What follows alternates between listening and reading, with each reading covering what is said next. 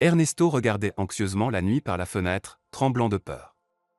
Dans les contours des arbres, il voyait des créatures fantastiques qui semblaient vouloir emmener sa petite sœur dans leur monde. Il sauta du rebord de la fenêtre et se précipita vers la porte pour la verrouiller à double tour. Cependant, quelqu'un de l'autre côté la devançait et tira violemment la porte vers lui. Le garçon, pris de peur, cria. « Maman! Maman! Sauve-moi !» Comme en répondre à cette supplication, une voix familière retentit de loin, chantant avec assurance une chanson populaire. Cette chanson remplit rapidement tout l'espace, et le méchant invisible qui tentait d'entrer dans leur maison tira une fois de plus sur la porte avant de partir.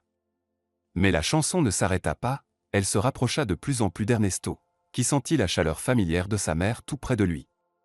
Il avait très envie de se blottir contre sa mère, mais il ne pouvait pas la trouver, il n'entendait que sa voix. « Ne crains rien, mon chéri, maman est avec toi, chante comme moi et personne n'osera te toucher. » Et la chanson familière retentit encore plus fort. Le garçon se mit à chanter en chœur, mais sa voix s'éteignait constamment. Cependant, sa mère lui tapota l'épaule et l'encouragea. « Allez, Ernesto, sois plus sûr de toi, tu y arriveras.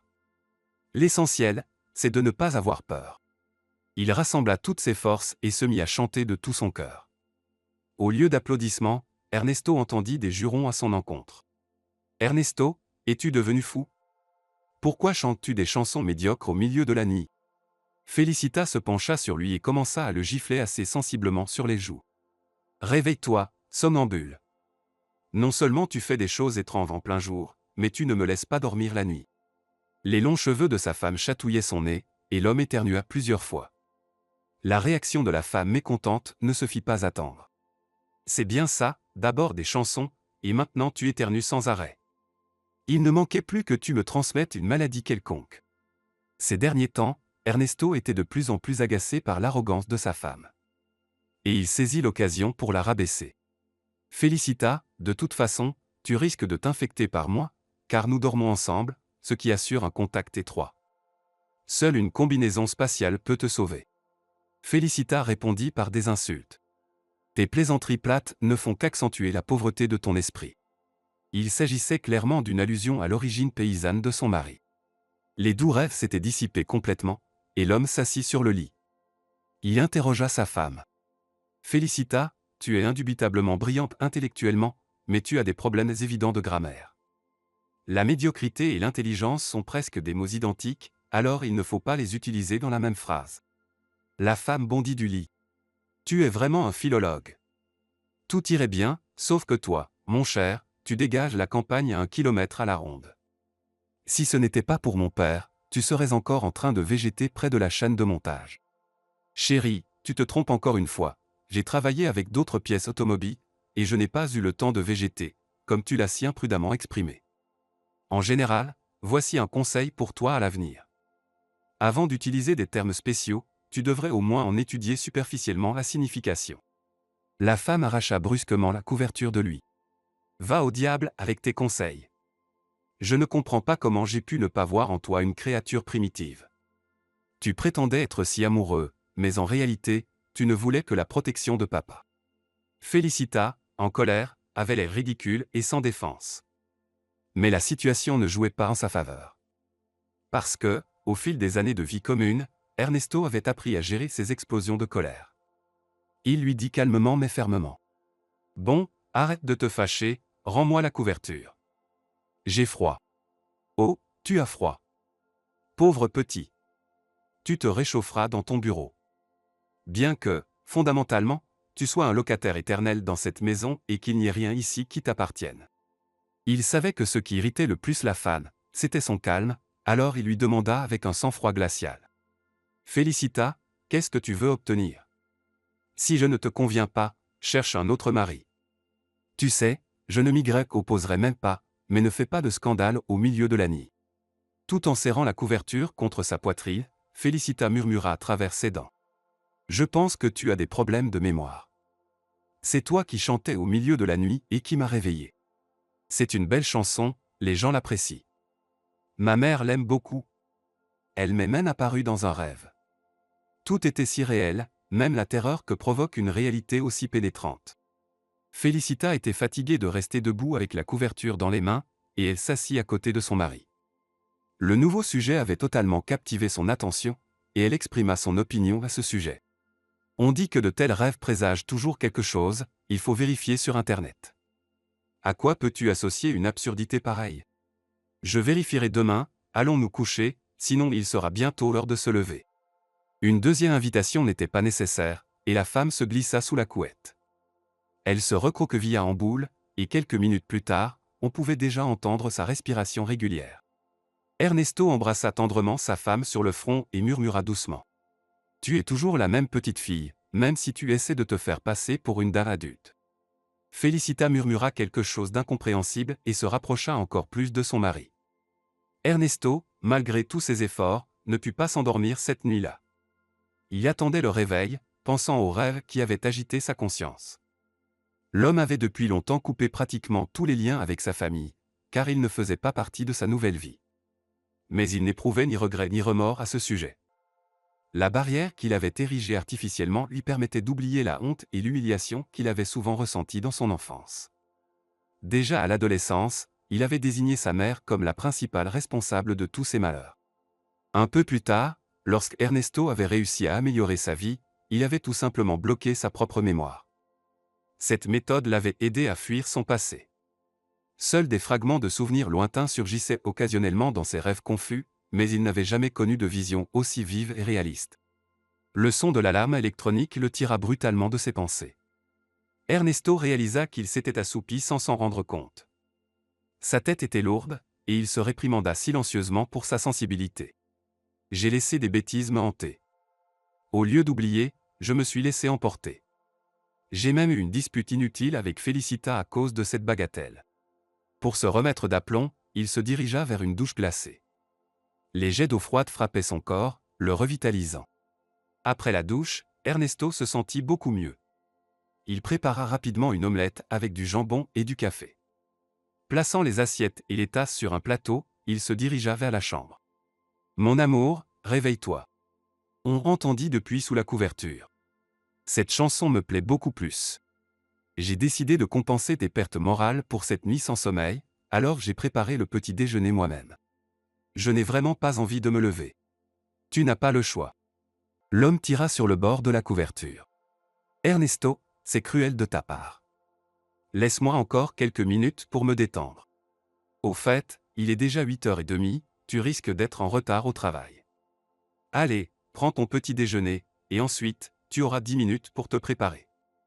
J'ai une réunion importante à 8h15. Félicita regarda son mari avec un sourire en coin, mais elle ne dit rien. Cependant, Ernesto connaissait trop bien sa femme pour croire à son soudain apaisement. Alors qu'elle montait dans la voiture, il demanda comme si de rien n'était. « Et qu'est-ce que tu n'as pas eu le temps de me dire ?» La femme fit une expression étonnée. « De quoi tu parles ?»« De tout ça. Ce matin, quand tu dégustais l'omelette que j'avais préparée, tu me regardais d'une manière ambiguë. J'ai le droit. Parce que tu es mon mari. Mais honnêtement, je ne me souviens pas de ce à quoi je pensais alors. Et de toute façon, notre vie de famille est quelque peu étrange. Il y a quelques bizarreries, mais je ne le considère pas comme critique. » Félicita cria soudainement, effrayant son mari. « Ernesto, je me souviens. » « Félicita, peux-tu arrêter de crier comme ça? Je suis au volant. »« De quoi te souviens-tu? Quand tu es entré dans la chambre avec le plateau, j'ai pensé que j'avais déjà vécu une scène similaire dans ma vie. C'est exact, je te gâte souvent. Ernesto, tu as encore tout gâché. Je ne te dirai plus rien. » Pendant 5 minutes, la femme feignit d'être boudeuse. Mais à un moment donné, elle oublia et cria à nouveau. « Oui, j'ai aussi pensé que tu portais très bien cette robe de chambre dans un style oriental, associée à un plateau en argent. Au fait, mes copines de l'école de musique pensent que tu viens d'une famille aisée. Elles sont vraiment impressionnées par tes manières élégantes. Si elles savaient dans quel coin reculé je t'ai trouvé, elles tomberaient probablement dans les pommes. » La femme ne remarqua pas à quel point les jointures des doigts de son mari étaient devenues blanches. « Félicita, prends-tu plaisir à me rappeler mes origines? Et puis, je suis venu en ville par mes propres moyens, j'ai été accepté à l'université sans l'aide de personne. » La femme changea rapidement de visage. Elle incarnait maintenant l'innocence. « Ernesto, ne sois pas fâché. C'était accidentel. Je voulais te faire un compliment, te dire que tu es unique à mes yeux. C'est pour ça que je t'aime. La femme plissa les yeux et poussa les lèvres en avant. Je t'embrasse, je m'en vais. Félicita, après le baiser traditionnel, sortit gracieusement de la voiture. Ernesto la regarda pendant un moment alors qu'elle se dirigeait élégamment vers le bâtiment de l'école de musique où elle enseignait la solfège. Avec admiration, il pensa, oui, ma Félicita sait se montrer sous son meilleur jour. Personne ne peut lui enlever ça. Tout le chemin jusqu'au bureau, il pensait à sa femme et à sa vie de famille. Cependant, dès qu'Ernesto franchit le seuil du bureau, toutes ses pensées se tournèrent vers le travail. La journée passa inaperçue, et il rentra chez lui de bonne humeur. Près du complexe résidentiel où ils avaient récemment acheté un appartement, il y avait un parking payant. Ernesto décida de laisser sa voiture sur ce parking, car tôt le matin, il devait partir en affaires dans la région voisine. En hiver, la nuit tombait déjà sur la ville à 5 heures. Il ne remarqua donc pas immédiatement la silhouette féminine près de son entrée. Ernesto composa lentement le code de la serrure sur les portes massives et s'apprêtait à entrer dans le hall lorsque, de la rue, une voix familière l'interpella. « Ernesto ?» Il sursauta de surprise et se retourna. « Maman ? Je ne t'ai même pas remarqué. » Michela fit quelques pas en sa direction. « Et moi, je t'attends ici depuis un moment déjà, j'ai même eu le temps de geler. J'ai vu ta Félicita, mais elle est passée devant moi sans me reconnaître, apparemment. » La femme regarda son fils avec espoir, mais celui-ci ne fit que remarquer d'un ton banal. « Eh bien, nous parlerons à la maison. »« Allez, maman. » Il n'y eut ni étreinte, comme c'est souvent le cas lorsque des proches se retrouvent, ni baiser. L'homme laissa sa mère passer en premier et la suivit. Michela montait péniblement les marches, sanglotant régulièrement. Ernesto avait peur de la regarder dans les yeux et se demandait fiévreusement ce qui l'avait amené ici. Michela sanglota à nouveau avec un tragique exagéré et déclara. « Ernesto, je ne t'aurais pas dérangé, mais j'ai eu un malheur. Notre maison a presque complètement brûlé. Je n'ai nulle part où aller. » L'homme fut stupéfait par cette nouvelle. « Comment ça, brûlé ? Un court-circuit s'est produit, le câblage était vieux. Je n'y comprends rien dans ce domaine. Ça faisait des étincelles à cet endroit depuis un moment déjà, et puis je suis allé à la poste pour envoyer un peu d'argent à Samantha. Elle a du mal à élever Francis toute seule, et elle n'a personne d'autre pour l'aider. Maman, attends, en quoi Samantha et ses problèmes ont-ils un rapport? Elle s'est créée sa propre vie comme ça. Qu'elle se débrouille maintenant. Raconte-moi plutôt l'incendie. Comment cela a-t-il pu se produire? Sa mère répéta avec irritation. Et à quoi je te disais? Je suis allé à la poste pour envoyer de l'argent à ta sœur, et en revenant, je vois de la fumée au-dessus de ma maison. J'ai failli m'évanouir. La voiture des pompiers est passée en trombe avec la sirène. Tout s'est effondré en moi. L'ascenseur s'ébranla, et les portes s'ouvrirent en grinçant. Ernesto était complètement déconcerté et sortit en premier de la cabine de l'ascenseur. Michela ne put sortir à temps, et les portes se refermèrent sur elle. Son fils remarqua avec mécontentement. « Maman, il faut être plus attentive. » D'ailleurs, la plupart des accidents surviennent à cause de l'inattention des victimes elles-mêmes. « Merci, mon fils. Tu soutiens bien ta mère. » De l'amertume perçait dans la voix de la femme, mais Ernesto ne s'excusa même pas. Il réfléchissait toujours fébrilement à la façon de gérer cette situation. En ouvrant la porte de l'appartement avec sa clé, il dit « Maman, reste ici un moment, repose-toi un peu, et je parlerai à Félicita. » Pourquoi ça? Tu n'as pas ton mot à dire dans cette maison? Apparemment, non. Tu vois, cette propriété, son père la lui a offerte. Michela s'assit sur le bord du meuble à chaussures, tandis que son fils se dirigeait vers la cuisine, où sa femme faisait un boucan avec la vaisselle. À l'arrivée de son mari, Félicita fit une remarque sarcastique. Il semble que ce fut un rêve prémonitoire, ta petite maman s'est pointée. Je suis émerveillé par nos concitoyens de la campagne. Ils peuvent vous tomber dessus sans avertissement, comme ça. Peut-être qu'elle va te demander de l'argent. Non, Félicita. C'est tout à fait différent. Maman s'est retrouvée sans abri. Notre maison a brûlé. J'espère que tu ne comptes pas lui proposer de rester chez nous. Je suis catégoriquement opposé. L'homme s'écria. Félicita, comment peux-tu dire ça? C'est la mère. Et alors? C'était la mère, pas la mienne. Ernesto fut choqué par le cynisme de sa femme, mais il n'avait pas le temps de régler ce différend pour l'instant, car Michela attendait patiemment dans le hall que le couple montre au moins un minimum d'hospitalité. L'homme décida d'aborder la question différemment. Félicita, j'espère que ma mère peut au moins passer la nuit ici. Je ne peux pas la laisser passer la nuit dehors.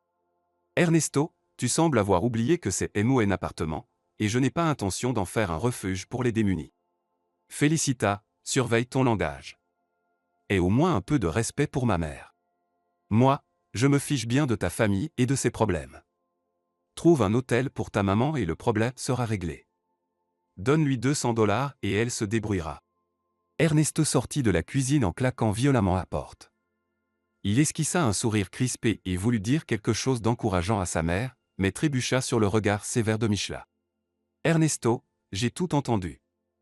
Tu n'as pas besoin de te justifier. La femme se leva péniblement du meuble et saisit ses sacs. À ce moment-là, Félicita sortit de la cuisine sans préambule et s'attaqua à la visite. Maman, inutile de jouer les offensés ici. Vous feriez mieux de penser à votre fils. Rien qu'à votre apparence, vous compromettez Ernesto. Une autre mère à votre place aurait réfléchi 100 fois avant de se pointer ici. Et vous pouvez penser ce que vous voulez de moi, mais je n'ai vraiment pas intention de transformer mon appartement en refuge ou en dortoir. Voilà un peu d'argent pour vous, de quoi payer un hôtel et le trajet de retour. Félicita tendit plusieurs billets de 100 $ à sa belle-mère, mais cette dernière les repoussa brutalement. Je n'ai pas besoin de ton argent. Michela poussa la porte d'entrée entr'ouverte avec son pied et quitta définitivement l'appartement de sa belle-fille. Elle entendit son fils se justifier auprès de sa femme, tandis que cette dernière le réprimandait vivement. Pendant environ 5 minutes, les époux se disputèrent, et lorsque les passions se calmèrent, Ernesto se précipita à la suite de sa mère. Cependant, Michela était introuvable. L'homme parcourut tout le quartier, jeta un coup d'œil à l'aire de jeu pour enfants, attendit une demi-heure à l'arrêt de bus en espérant que sa mère se manifeste. Par précaution, il entra même dans le magasin le plus proche, mais nulle trace de Michela. La visite impromptue de sa mère, suivie d'une nouvelle dispute avec sa femme, avait ôté à l'homme toute envie de continuer à chercher. Pour se rassurer, il déclara à haute voix. Elle est probablement rentrée à la maison. Je l'appellerai demain pour savoir comment elle a résolu son problème de logement. Ernesto semblait avoir oublié la raison qui avait poussé sa mère à lui demander de l'aide. Aucune corde sensible ne vibrait en lui, car il ne se souciait guère du destin de cette femme à qui il devait la vie. Le premier souvenir conscient d'Ernesto remontait à sa petite enfance. Le village où le destin l'avait fait naître ressemblait à quelque chose entre une petite ville et un village. Deux quartiers s'étaient développés au point de fusionner, où, parmi les immeubles modernes de 5 étages, se trouvait une école, une crèche et de nombreux magasins. La vieille partie du village se composait principalement de constructions privées. La plupart des habitants de cette partie élevaient des volailles et du bétail, car l'agriculture domestique aidait les gens à survivre pendant les années difficiles de la période de transition et de la crise qui avait suivi.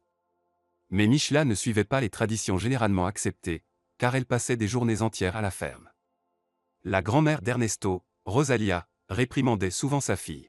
« Michela, tout est chez toi différent. Pourquoi ne prends-tu pas quelques poules avec un coq? Notre petit-fils aurait des œufs frais, mais ton petit garçon semble malade. » Mais Michela n'était pas du genre à se laisser faire. Elle avait toujours une réponse appropriée prête pour toute éventualité. Face aux reproches de sa mère, elle répondait à peu près ainsi.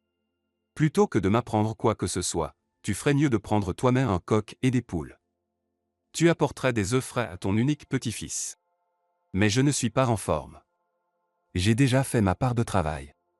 Maman, ne fais pas la victime. Tu n'as même pas 50 ans. Pourquoi te prends-tu pour une vieille femme avant l'heure?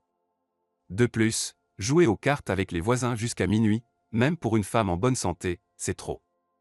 Mais je comprends, maman, que tu ne fais pas ces sacrifices uniquement par intérêt. » Quel sous-entendu? Rosalia fit de son mieux pour exprimer le plus grand degré d'indignation, mais elle n'obtint qu'un 3 moins bien mérité. Il convient de noter que le jeu de cartes, Durac, était le passe-temps préféré de l'époque. Rosalia avait un tempérament joueur et s'était adonnée à ce passe-temps plus tôt que prévu. En général, ces événements se déroulaient dans l'une des maisons des membres du club des amateurs de tels jeux. Un match était considéré comme terminé dès qu'un joueur obtenait les épaulettes du plus haut rang. Le suspense était entretenu par le pot que le gagnant pouvait emporter à la fin de la partie.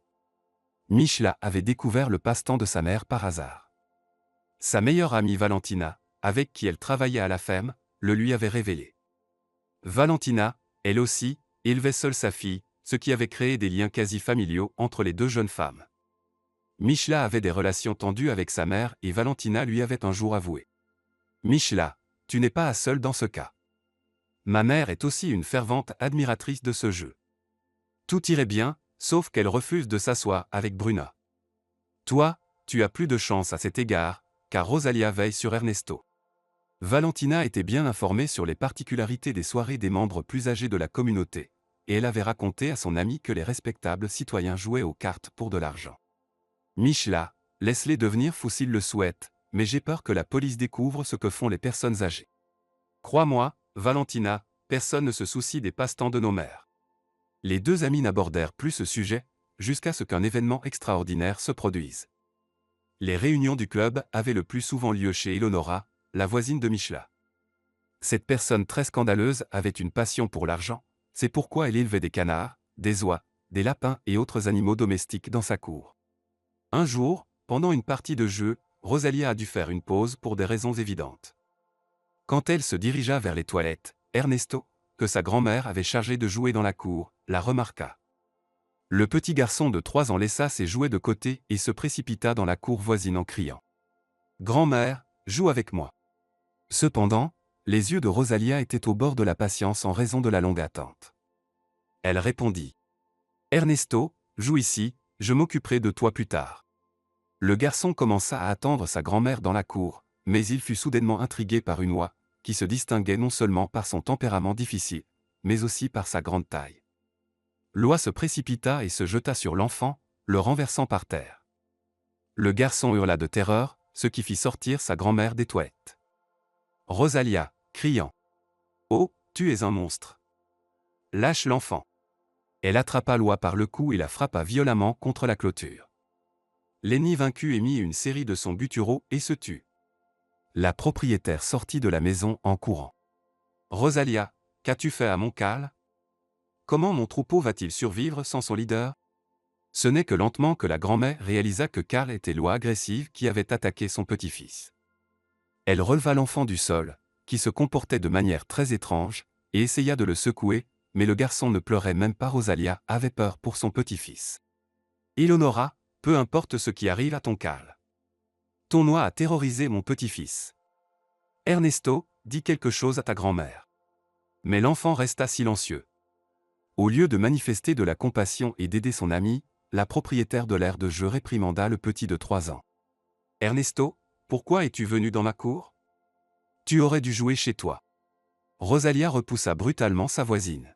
« N'ose pas crier sur mon petit-fils. » Elle cria dans toute la rue. « Je me moque bien de ton gamin. Mon oie est plus importante pour moi. Qui va me rembourser mes pertes maintenant? Où vais-je trouver une autre oie comme celle-là? » La grand-mère Eleonora éclata en sanglots à haute voix et se précipita vers l'oie gisant à l'écart. Apparemment, les larmes de la propriétaire avaient un effet revigorant sur l'animal. L'oie commença d'abord à glousser, puis se leva péniblement et se dirigea vers les 2 oies qui l'attendaient patiemment près du poulailler, ainsi que la couvée d'oisons qui attendait le retour de son chef.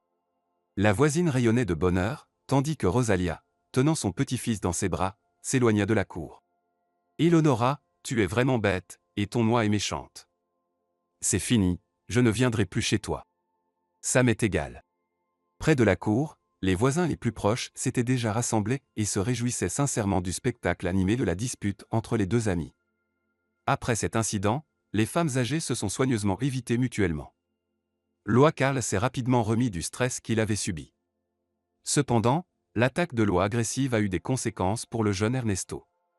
En fin de journée, le garçon reprit conscience, mais lorsqu'il parla, sa grand-mère se prit à tête.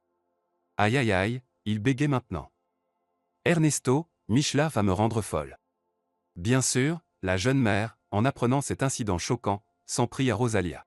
« Maman, comment puis-je te faire confiance avec l'enfant après cela ?» La grand-mère, bien qu'elle soit très inquiète pour son petit-fils, renversa la situation sur sa fille. « Je ne me suis pas proposé comme nounou. Je ne suis pas en état de m'occuper d'un enfant. Pourquoi ne pas l'inscrire à la crèche? Michela trouva ce conseil raisonnable, mais le bégaiement d'Ernesto s'aggravant, elle fut contrainte d'emmener l'enfant dans le village voisin chez sa grand-mère, qui avait l'habitude de soigner les enfants apeurés. Ernesto se souvenait encore comment la vieille femme, qui ressemblait beaucoup à la sorcière Baba Yaga, avait d'abord mesuré sa taille avec un fil, puis avait coupé une mèche de cheveux. Elle donna ensuite les fils avec les cheveux à Michela et lui demanda de les cacher chez elle, dans le cadre de la porte. Pendant ce processus, on lui conseilla de réciter des mots pour conjurer le malheur. Probablement, la méthode recommandée par la guérisseuse a été bénéfique pour l'enfant, car peu de temps après, Ernesto se remit à parler normalement. La peur des oies, cependant, resta avec lui pour le reste de sa vie. Une fois qu'Ernesto fut complètement rétabli, Michela inscrivit son fils à la garderie. Et Bruna, la fille de Valentina, avait déjà bien pris ses marques. C'était un événement marquant dans la vie des deux femmes. Les mères célibataires estimaient que le destin leur indiquait ainsi les bonnes décisions pour leur avenir.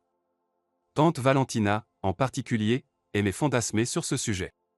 Michela, imagine que nos enfants grandissent et se marient. Alors, nous serons vraiment parentes et nous nous occuperons ensemble de nos petits-enfants. Michela croyait davantage en la vie réelle et, par conséquent, souhaitait secrètement un avenir plus réussi pour son fils, avec une femme riche. Mais elle ne partageait que rarement ses projets avec son ami. Elle n'a rien dit à Valentina sur sa liaison secrète avec un jeune agronome que leur exploitation agricole avait envoyé pour un échange d'expériences. Michela était tombée amoureuse du diplômé de l'académie agricole dès le premier regard. Gustavo avait 4 ans de moins qu'elle, mais se fait préoccuper peu la femme désireuse. Alors que l'exploitation agricole, qui vivait ces derniers mois, ne savait pas où loger le jeune spécialiste, la direction s'était tournée vers Michela avec une demande. Michela, tu as une grande maison et tu vis seule. Accepte que ce gars y habite pendant quelques mois. Nous te donnerons une prime. Michela a immédiatement accepté. Qu'il vive ici, mais pas de fête. Michela, Gustavo est un homme sérieux. Sa femme est enceinte. Michela avait alloué à Gustavo une chambre séparée où il avait vécu tranquillement pendant 4 mois. Une fois qu'il avait acquis de l'expérience, il était parti retrouver sa femme, qui venait de donner naissance à leur fils. Peu de temps après son départ, Michela avait remarqué que son propre ventre grossissait.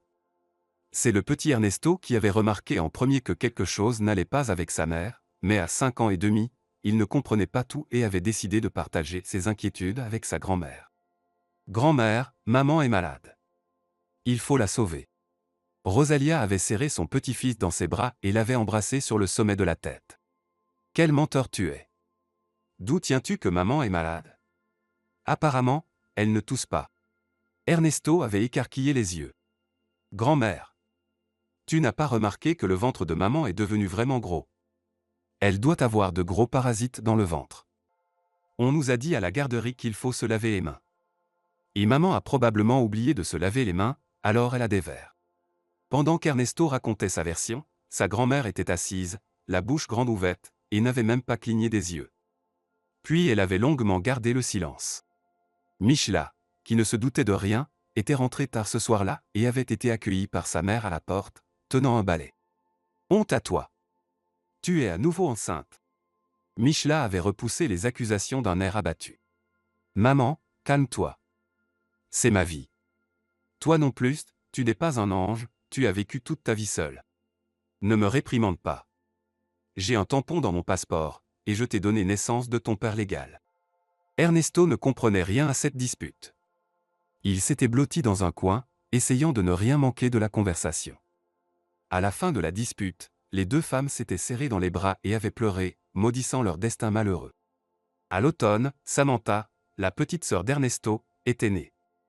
Le bébé n'avait pas d'abord plu à son frère aîné, car elle était encore trop petite et ne savait pas parler. Michela avait essayé à plusieurs reprises d'encourager son fils aîné à apprécier sa petite sœur, mais il avait déclaré: « Je ne jouerai pas avec elle. Maman, pourquoi avons-nous besoin d'elle? Donne-la plutôt à quelqu'un d'autre. Ernesto, ce n'est pas possible. Samantha est ta petite sœur, et tu dois la protéger. Je ne veux pas. Je préfère protéger Bruna, parce que je l'aime plus et nous avons convenu que lorsque nous irons à l'école, nous serons assis à la même table. » Ernesto et Bruna avaient été placés dans une classe où des enfants de famille aisée étudiaient. Cette situation avait résulté du fait que leur mère avait soumis leur demande d'inscription à l'école tardivement. Ce qui était encore plus étonnant dans cette répartition déséquilibrée, c'est qu'il y avait de nombreux nouveaux Italiens dans leur petit village, qui avaient réussi à amasser une fortune en quelques années seulement. L'attitude des enseignants envers les enfants dans les classes élitistes était également nettement différente. Valentina et Michela estimaient donc qu'elles avaient eu beaucoup de chance. Valentina, en particulier, se réjouissait de cette chance. Michela, que Dieu fasse en sorte que nos enfants réussissent dans un tel environnement. Ne te fais pas d'illusions. Nos enfants, comme nous, porteront l'étiquette d'être simples.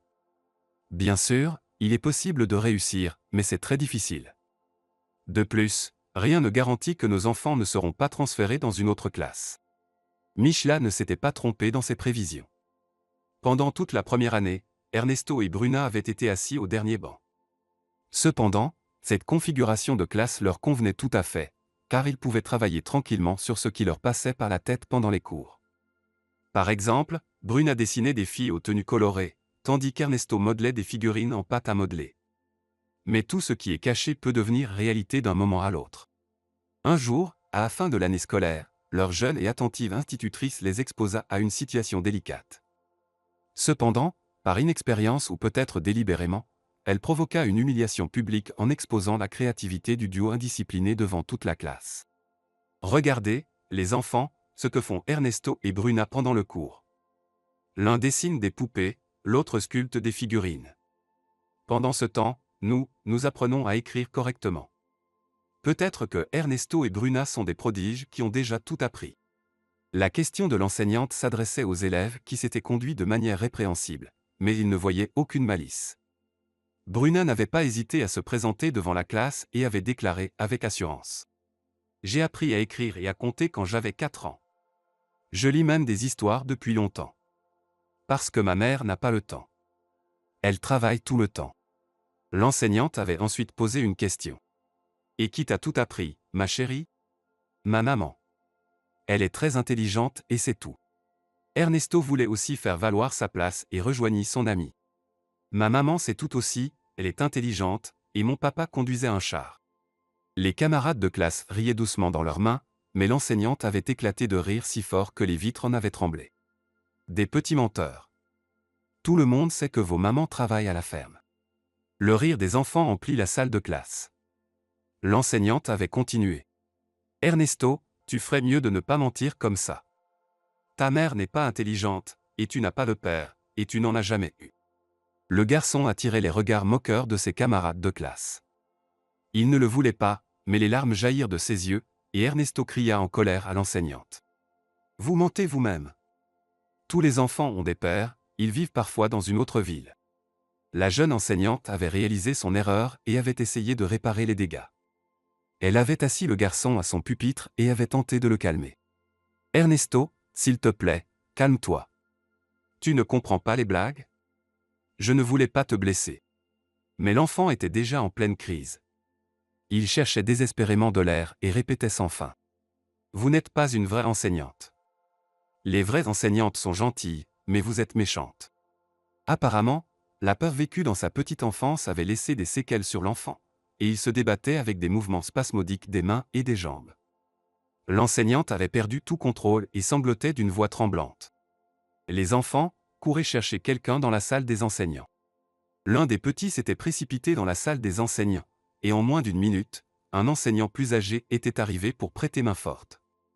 La jeune enseignante raconta ce qui s'était passé, en bégayant sur chaque mot, mais Bruna, dont tout le monde avait oublié l'existence, intervint de manière inattendue.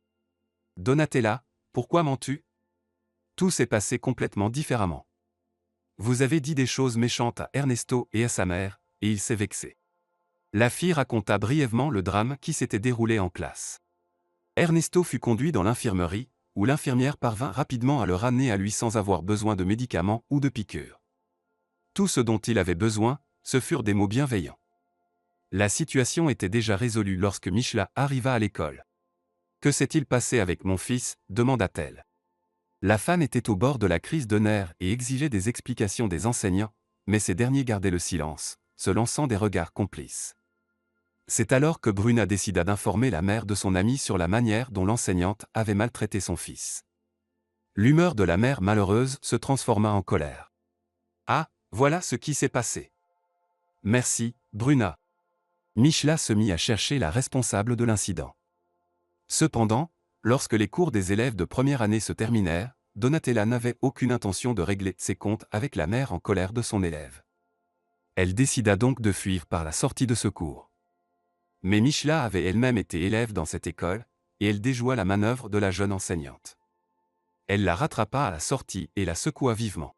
« Madame, personne ne vous a donné le droit de lever à un. » Mais la mère indignée était déjà incontrôlable. Michela se jeta sur l'enseignante sans ménagement.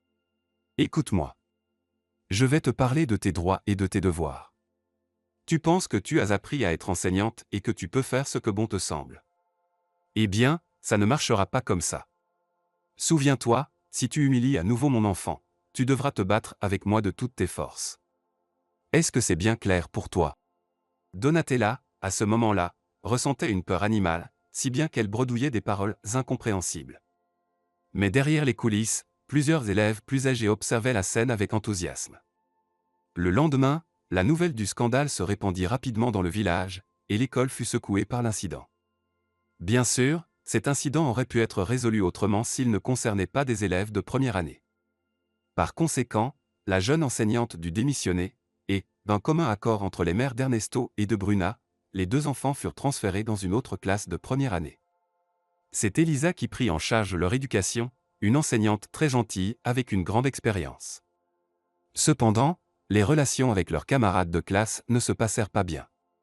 Les élèves de la nouvelle classe évitaient ostensiblement les nouveaux venus, mais Ernesto et Bruna ne se laissèrent pas abattre et apprécièrent leur amitié l'un envers l'autre.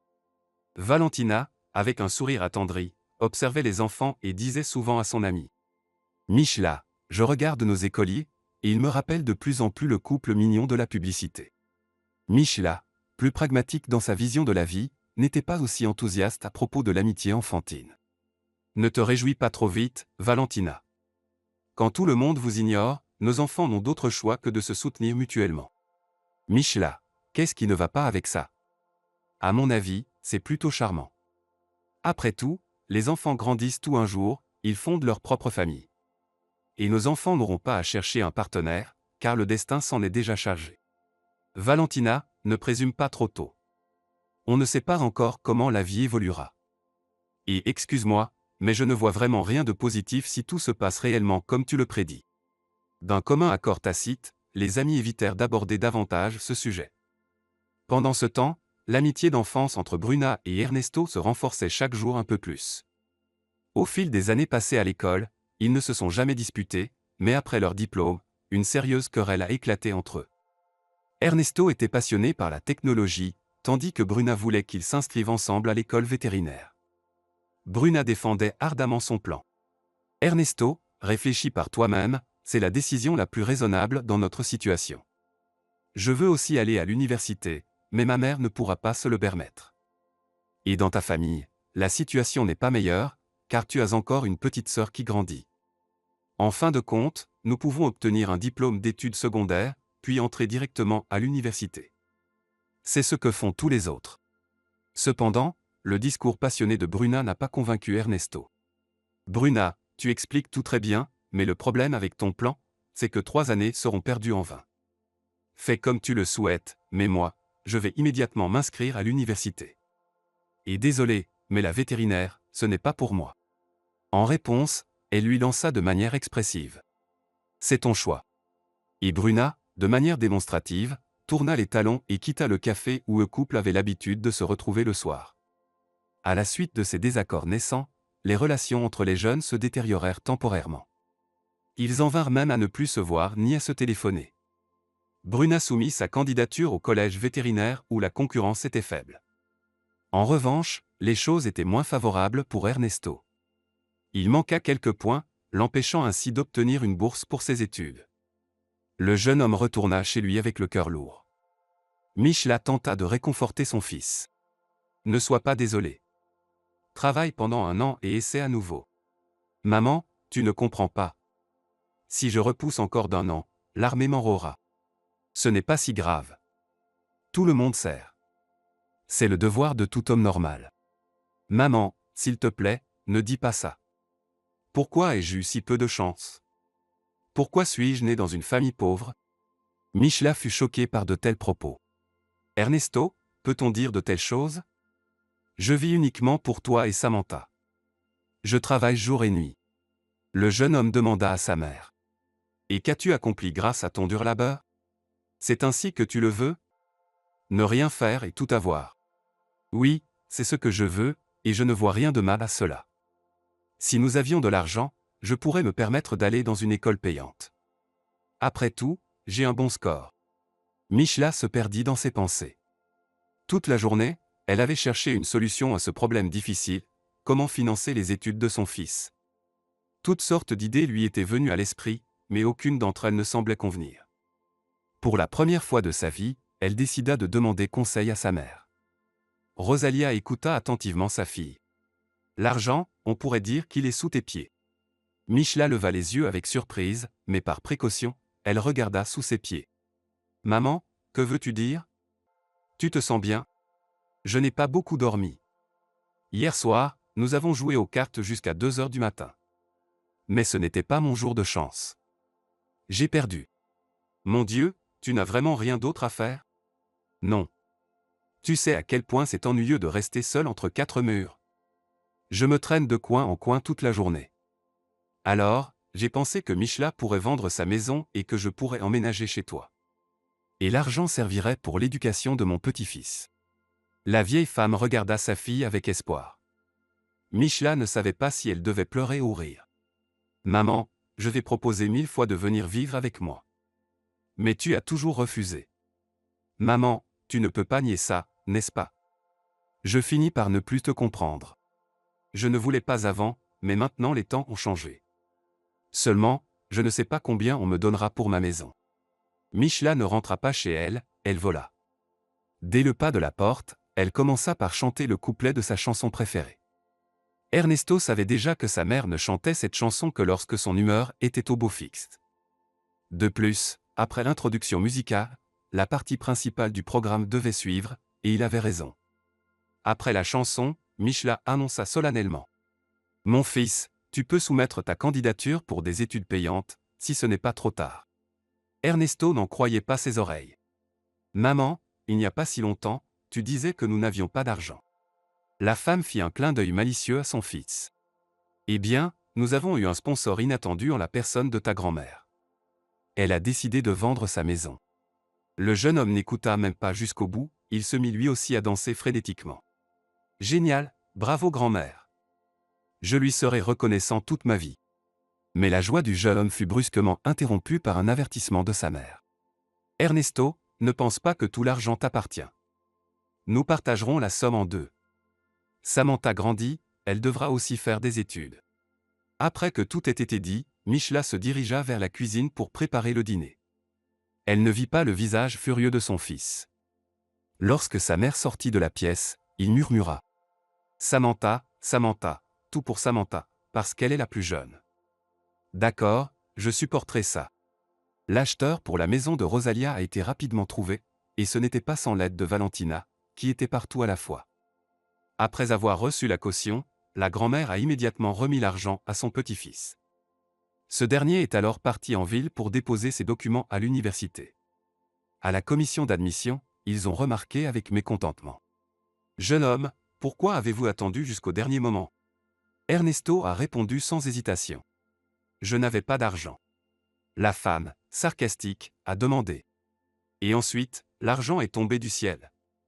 Ou peut-être que tu cherchais un trésor, tellement tu voulais étudier? Quelque chose comme ça, ma grand-mère a vendu sa maison. » Une femme d'âge mûr, portant des lunettes fines, fixa le jeune homme et dit. « Mon Dieu, quelle dévotion! Jeune homme, vous devriez porter votre grand-mère sur vos épaules. » Essayez de justifier ses espoirs. Ernesto avait promis à cette femme passionnée de montrer le meilleur de lui-même. De retour chez lui, il décida qu'il était temps de rétablir des relations normales avec Bruna, et la meilleure occasion pour cela était un voyage ensemble vers son lieu d'études futur. Ils convinrent de se retrouver à la gare et montèrent dans le même wagon du train. Cependant, après plusieurs semaines de séparation, les jeunes avaient appris à se débrouiller sans l'autre, et la conversation entre eux ne coulait pas naturellement. Ernesto parlait avec enthousiasme à Bruna de l'acte héroïque de sa grand-mère, mais Bruna ne souriait même pas. Pendant presque 2 heures de trajet, la jeune fille ne répondit que brièvement par oui ou non. Elle était perdue dans ses pensées. Ils se séparèrent à l'arrêt de bus. Ernesto fit une demande. Bruna, ne te perds pas, appelle plus souvent. Elle sourit, s'efforçant de le faire paraître aussi indifférente que possible. Ernesto, c'est traditionnel que le garçon appelle en premier. Pourquoi devrais-je te déranger? Peut-être que tu auras une petite amie. Le bus s'éloigna de l'arrêt, et le jeune homme essaya de comprendre la signification cachée derrière ces derniers mots. Peut-être que Bruna est simplement jalouse de moi, pensa-t-il. Cette idée l'amusa tout en renforçant sa propre estime. Jusqu'à ce jour, Ernesto n'avait jamais réfléchi à ce que pouvait signifier ou devenir leur relation. Bruna avait été une bonne amie. Elle ne l'avait jamais déçu et avait toujours tenu ses promesses, mais tout ce appartenait à l'enfance. Maintenant, Ernesto voulait savoir s'il aimait réellement Bruna, ou si leur lien était toujours celui de l'amitié enfantine. Il ne savait pas que, à ce moment précis, son ami dans le bus essayait également de répondre à la question de savoir si elle resterait simplement amie ou si leur relation passerait à un tout autre niveau. Mais comme cela arrive souvent, la vie elle-même finit par mettre chaque chose à sa place. Pendant les 6 premiers mois, les jeunes se rencontraient presque chaque semaine lors de leur voyage au village. Ils bavardaient dans le train sur divers sujets, mais évitaient soigneusement de discuter de leur vie personnelle. Seule une fois, Bruna demanda comme par inadvertance. « Et dans ta classe, y a-t-il des filles ?» Ernesto éclata de rire. « Quoi ? C'est une université technique, les filles ne sont pas intéressées par les engins. Je suppose qu'à ta faculté vétérinaire, il n'y a que des filles. » La jeune fille détourna coquettement les yeux. « Ernesto, pourquoi te moques-tu ainsi ? Je suis à l'université et après avoir obtenu mon diplôme, je trouverai peut-être un travail dans une clinique vétérinaire. Donc, tu iras travailler à la ferme de ta mère. » Bruna soupira. « Oui. Mais tu sais, je ne le regrette pas du tout. Le plus surprenant, c'est que dans notre université, il y a des filles et des garçons tout à fait ordinaires. Alors, il y a quand même des gars. Oui. Ne pense pas que le collège soit nul. Nous avons des événements intéressants de toutes sortes. En général, c'est très intéressant là-bas. Peut-être que tu me convieras un jour ? Je dois bien savoir avec qui tu traînes. À la première occasion, je t'inviterai, c'est promis. » Mais cette occasion ne se présenta jamais. Les études absorbèrent entièrement Ernesto. De plus, il dut travailler en tant qu'ouvrier dans une usine le soir pour gagner un peu d'argent pour ses vêtements et autres nécessités. Bruna trouva également un moyen supplémentaire de gagner sa vie. Une connaissance l'aida à trouver un emploi dans un salon de toilettage pour chiens. Lorsque Ernesto apprit la nouvelle activité insolite de son ami, il rit longtemps. « Bruna, peut-être que tu ouvriras aussi un atelier à l'avenir, et tu coudras des vêtements à la mode pour les chats, les chiens et autres animaux. Ne ris pas à tort. À ta connaissance, c'est aujourd'hui une activité très rentable. Par exemple, ma patronne a commencé par s'occuper des animaux de compagnie de ses amis. Ensuite, ses amis ont parlé de cette talentueuse couturière à d'autres amis. En bref, après 6 mois, elle avait déjà trop de clients. Et seulement 1 an après le début, elle avait son propre atelier. Eh bien, chacun perd la tête à sa manière. Certains achètent des voitures de luxe, d'autres dépensent une fortune pour des chiens de race. Je ne sais même pas ce que tu choisirais, Bruna, quand nous nous marierons. » Cette déclaration fut inattendue. Elle essayait de parler avec indifférence, mais sa voix tremblante trahissait son excitation. « D'où viens-tu avec l'idée que nous nous marierons, Ernesto ? Tout va dans cette direction. Il doit bien y avoir une suite logique ou une conclusion à notre amitié.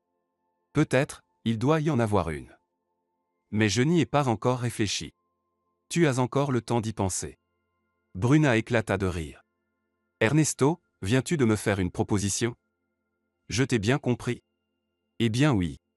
Mais tu es encore en train d'étudier. Si tu ne le savais pas jusqu'à présent, je vais te révéler un terrible secret.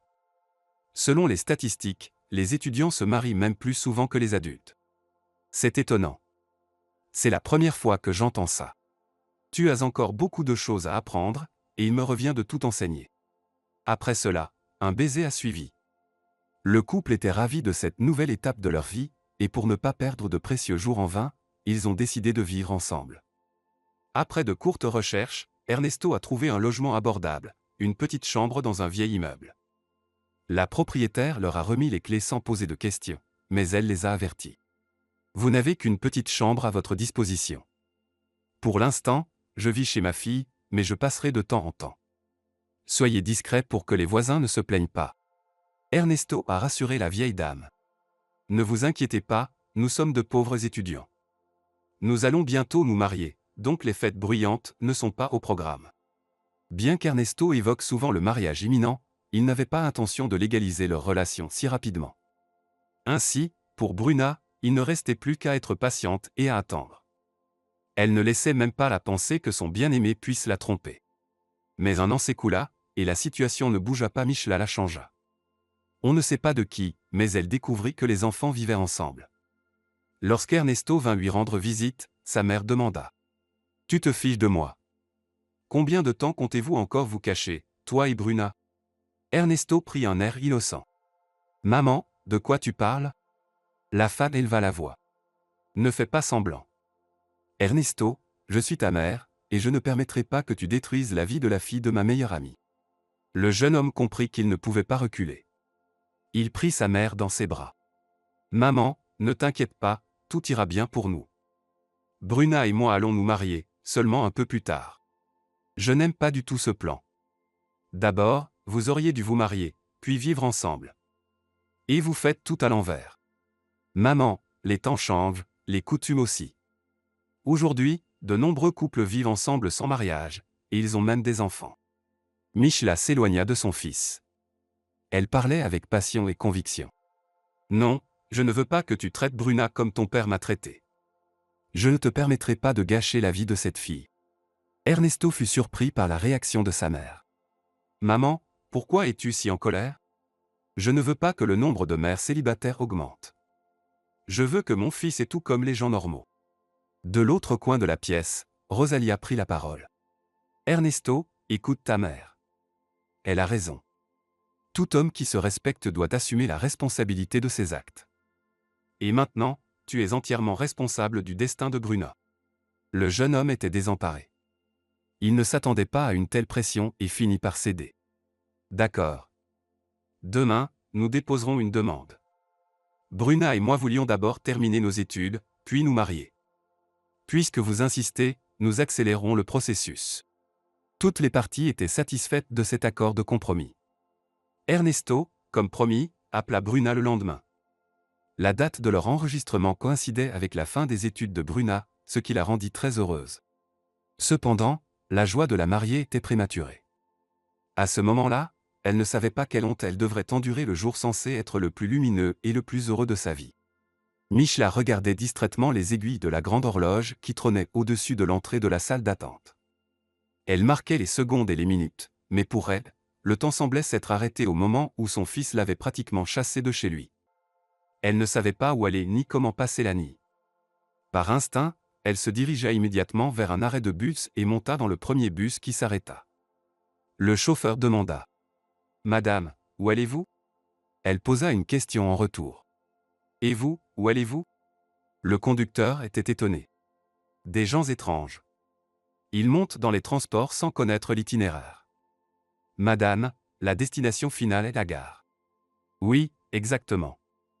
Je dois aller à la gare. » Elle tendit de l'argent pour le billet.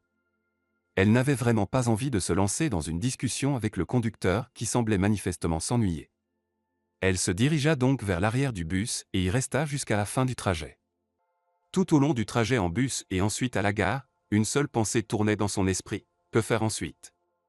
Michela ne s'attendait pas à ce que son fils la renvoie ainsi, directement depuis la porte d'entrée, après l'incendie qui avait eu lieu la veille. Les voisins étaient prêts à lui offrir un coin, mais elle avait refusé leur aide.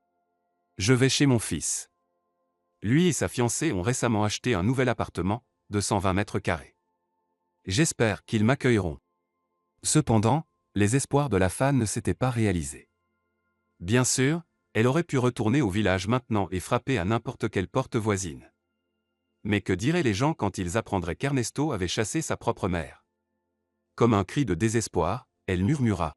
« Oui, nous avons vendu la maison de grand-mère pour rien. » La femme assise à côté d'elle la regarda avec inquiétude. Qu'avez-vous dit? Êtes-vous malade? Rien, tout va bien. C'est sorti involontairement. La femme la regarda à nouveau avec inquiétude et précipita de changer de siège. Michla pensa, les gens commencent déjà à m'éviter. Que se passera-t-il ensuite? Cette question avait été posée de nombreuses fois par la femme, et maintenant, même la regrettée Rosalia, après le mariage avorté de son fils, se la posait. Pour cet événement, 2 familles avaient préparé pendant 2 mois entiers. Les mères du marié et de la mariée voulaient que l'événement soit de la plus haute qualité. En particulier, dans ce domaine, l'infatigable Valentina avait brillé. Michla, que tout le monde nous envie la façon dont nous allons célébrer le mariage de nos enfants. Bien que Michla fût habituée à de tels commentaires de son amie, elle demanda avec inquiétude. Valentina, avoue tout de suite ce que tu as en tête. Son amie répondit joyeusement. En bref, j'ai engagé de vrais artistes. Valentina, mais c'est cher. Michla, tout est strictement selon le contrat, conformément au tarif établi. Quant à l'argent, tu n'as pas à t'inquiéter. Je prends en charge ce point. En bref, j'ai contracté un prêt, de toute façon, on ne peut pas faire sans. Une mariée a besoin de tellement de choses. Et la robe, et la coiffure, et autres accessoires. Valentina, pourquoi toute cette extravagance? Si nous fêtons les événements chez toi ou chez nous, ça ira très bien. Michla, Bruna veut inviter tous ses camarades de classe, car leur mariage coïncide justement avec la fin de leurs études. Ils recevront leur diplôme le matin et viendront tous chez nous. C'est pourquoi j'ai réservé la salle de réception de notre restaurant. Michla faillit tomber. Valentina, où allons-nous trouver autant d'argent? Tu as une réserve de la vente de la maison, n'est-ce pas? Nous pouvons emprunter de là, puis tout rembourser. Valentina, quand est-ce que nous rembourserons? Samantha entre à l'université l'année prochaine. Elle rêve de devenir enseignante. Je ne peux pas tromper ses espoirs. On peut facilement changer ses objectifs. Et en fin de compte, c'est le mariage de nos enfants, et nous devons tout faire pour qu'il reste mémorable. En effet, le village entier a encore longtemps discuté du mariage avorté. La mariée heureuse, accompagnée de 20 de ses camarades de classe, est arrivée au village seulement 2 heures avant la cérémonie. Valentina s'est immédiatement précipitée vers sa fille. Bruna, comment peux-tu être si irresponsable à l'égard de ton propre mariage? Maman, ne me gronde pas. Nous avons été retardés au collège. D'abord, il y avait la partie officielle, puis ils ont organisé un buffet pour nous. Nous avons donc dû rester un peu plus longtemps.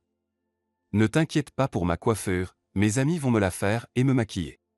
Les amis de la mariée se sont immédiatement mis au travail. Et 1 heure plus tard, Bruna rayonnait de jeunesse et de beauté. Elle se tournait devant un grand miroir, admirant sa propre image. Ernesto va tomber à la renverse quand il me verra. Au fait, il n'est pas encore arrivé. Pas encore. Il se prépare probablement aussi. À ce moment-là, Valentina ne ressentait pas encore d'inquiétude, mais par précaution, elle a appelé son amie. Michla, comment va notre mariée? Bruna est déjà prête. Michla restait silencieuse, et Valentina a pensé qu'il y avait encore un problème de connexion. Elle a soufflé dans le combiné. Allô, Michla, tu m'entends? Valentina, ne crie pas comme ça. Je t'entends parfaitement. D'accord, comment va mon gendre?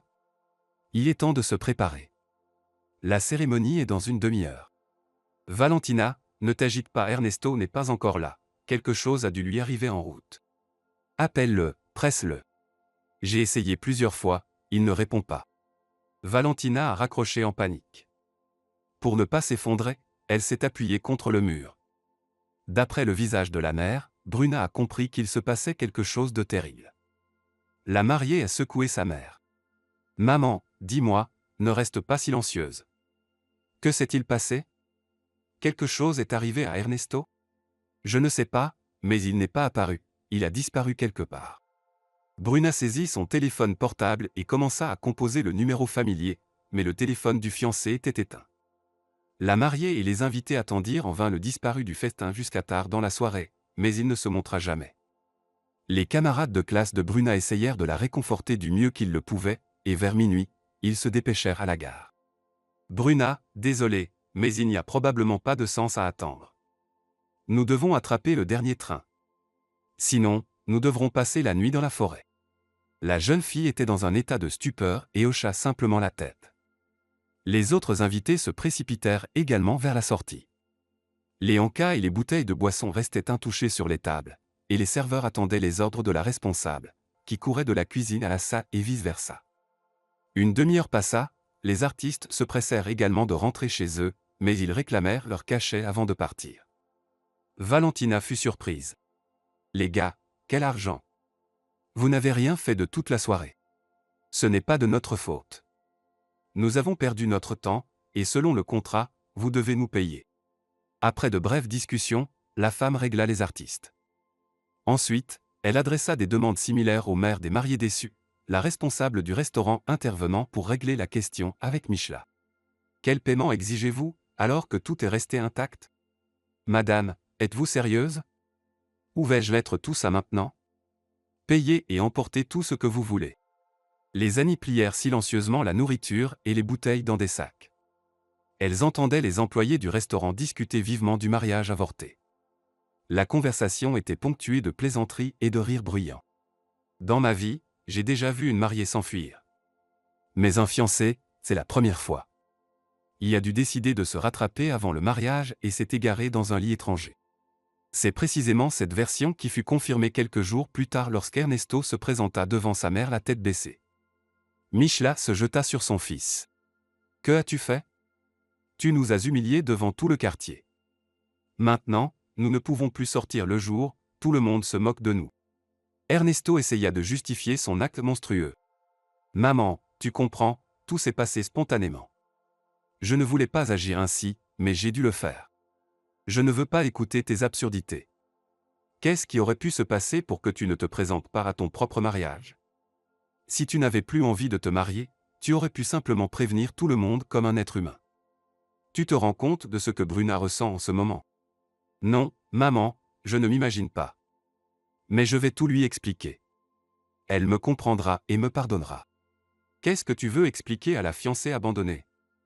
Que tu as changé d'avis à la dernière minute avant la cérémonie? Maman, ce n'est pas exactement comme ça. En gros, j'étais en rendez-vous avec une fille. Il ne s'est rien passé entre nous, mais sur les conseils de mes amis, j'ai décidé d'organiser un enterrement de vie de garçon avant le mariage. On a tout bien bu, et Félicita m'a aidé à sortir du bar. Je ne me souviens pas de la suite, comment je me suis retrouvé chez Félicita. Ernesto se tut en baissant les yeux. Michela insista. Pourquoi tu te tais? Allez, raconte-moi tes exploits. Que s'est-il passé chez cette fille? Maman, Félicita est une fille normale. Elle ne mérite pas tes insultes. Les filles normales ne se retrouvent pas au lit avec les maris des autres.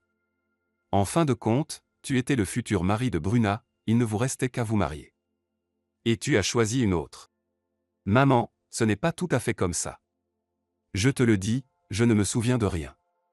J'ai repris mes esprits seulement lorsque Lorenzo a débarqué dans la chambre le matin. C'est son père. Oui. J'ai dit que rien ne s'était passé entre nous, mais il a juré de m'enterrer vivant si je ne me mariais pas avec sa fille. Michela s'affaissa sur la table, épuisée, et éclata en sanglots. Quelle honte! Comment vais-je pouvoir regarder Valentina et Bruna en face maintenant? Son fils essaya de réconforter sa mère. Je parlerai à tante Valentina. Ils ne te laisseront même pas entrer après ça, ils auront raison. Je vais quand même essayer. Ernesto partit, mais revint bientôt. Maman, ils ne sont pas là.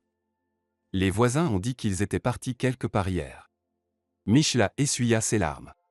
Parti. Ça ne peut pas être. Elle appela le numéro de son amie, mais avant même qu'elle puisse dire un mot, Valentina cria dans le combiné. Michela, ne m'appelle plus. Ne m'appelle jamais et ne cherche pas à me retrouver. Après ces mots, il y eut des brefs bips. La femme fit plusieurs tentatives infructueuses pour contacter son amie, puis dit d'une voix éteinte. Eh bien, mon fils, tu t'es surpassé. Maintenant, je n'ai plus qu'une seule amie. Ernesto se jeta aux pieds de sa mère. Maman, je vais épouser Félicita. Elle est gentille, et son père est influent. Il détient la majorité des actions de notre usine, et il m'a promis un bon poste. Michela articula à contre-séhur. Fais comme tu veux. La mère et la grand-mère n'étaient pas présentes au mariage d'Ernesto, alors les jeunes mariés se sont rendus chez elle un jour, mais ils ont été accueillis froidement. Plus tard, Michla est un peu réconciliée et a même rendu visite à son fils, où elle a fait la connaissance du beau-père. Lorenzo complimentait Ernesto. Cela a également contribué aux nouvelles relations familiales. Pendant le dîner, le père de la mariée parlait avec enthousiasme de ses projets d'avenir. J'ai été veuve très tôt, alors j'ai élevé ma fille dans des conditions strictes. Comme un garçon. J'ai toujours voulu avoir un fils. Et votre Ernesto correspond complètement à ce que je recherche chez un digne héritier. Non, non, je n'exagère pas, Michla. J'ai déjà observé ce jeune homme depuis longtemps. Et quand Félicita m'a dit qu'ils allaient se marier, j'étais ravi. L'invité écoutait l'homme d'affaires, jetant des regards de son fils à l'hôte de la maison. Après tout, Ernesto lui avait raconté une toute autre histoire. Lorenzo ne prêtait pas attention à la confusion de la femme et continuait son récit. Si Ernesto m'écoute en tout, dans quelques années, je lui transmettrai l'entreprise. Et moi, je partirai pour l'Italie ensoleillée. J'y ai une villa juste au bord de la mer Méditerranée. D'ailleurs, je serais ravi de vous inviter pour des vacances. Croyez-moi, il y a des endroits si pittoresques. Après quelques heures passées à la maison, Michla perdit sa capacité à penser rationnellement. Tout ici semblait aussi artificiel que les discours mielleux de l'hôte lui-même. Elle se dépêcha de rentrer chez elle, promettant au beau-père de venir plus souvent. Rosalia attendait avec impatience le retour de sa fille. « Michla, comment est ton beau-père ?»« Eh bien, rien de spécial. Il a lui-même choisi son sort, personne ne l'a forcé. » Rosalia ne répondit rien, mais elle commença à se sentir mal au petit matin. Michla appela une ambulance, mais les médecins remarquèrent avec tristesse. « Votre mère est décédée. » Il aurait fallu s'inquiéter un peu plus tôt. « Comment ça, plus tôt ? Si tout allait bien et que ma mère ne se plaignait de rien. Apparemment, votre mère n'aimait pas consulter un médecin, et la maladie a frappé mortellement de manière inattendue. Malheureusement, cela arrive beaucoup plus souvent que nous ne le souhaiterions. Ernesto n'est pas venu aux funérailles de sa grand-mère. Il s'est excusé longuement au téléphone. « Maman, pardonne-moi. Félicita et moi sommes actuellement en Italie, nous sommes arrivés hier seulement. Même si je le voulais vraiment, je ne pourrais pas venir rapidement. Alors, pardonne-moi, ne t'en veux pas. De toute façon, je ne pourrais plus rien faire. Mon fils, ne t'inquiète pas, reposez-vous. » Michla éclata en sanglots.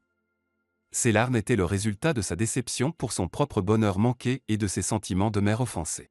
« Je suis seul, complètement seul. Maintenant, je n'ai même personne à qui me plaindre. Mon fils m'a même privé de mon unique ami. Il me reste un seul espoir, que ma fille au moins ne me réserve pas de surprise. » Mais Michla s'est trompée à nouveau. Samantha n'a pas immédiatement chargé sa mère du fardeau de ses propres erreurs. Elle a laissé sa mère souffler.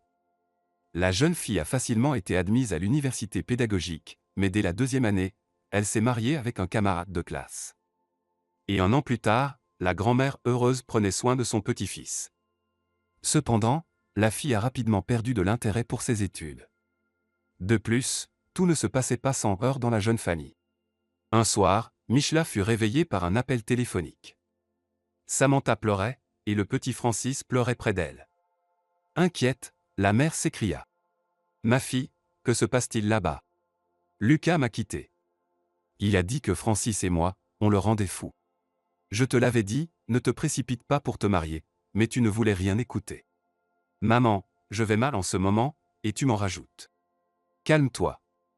Je viendrai te voir demain matin. » Les 2 années suivantes se sont déroulées dans d'incessants allers-retours entre la ville régionale et le village.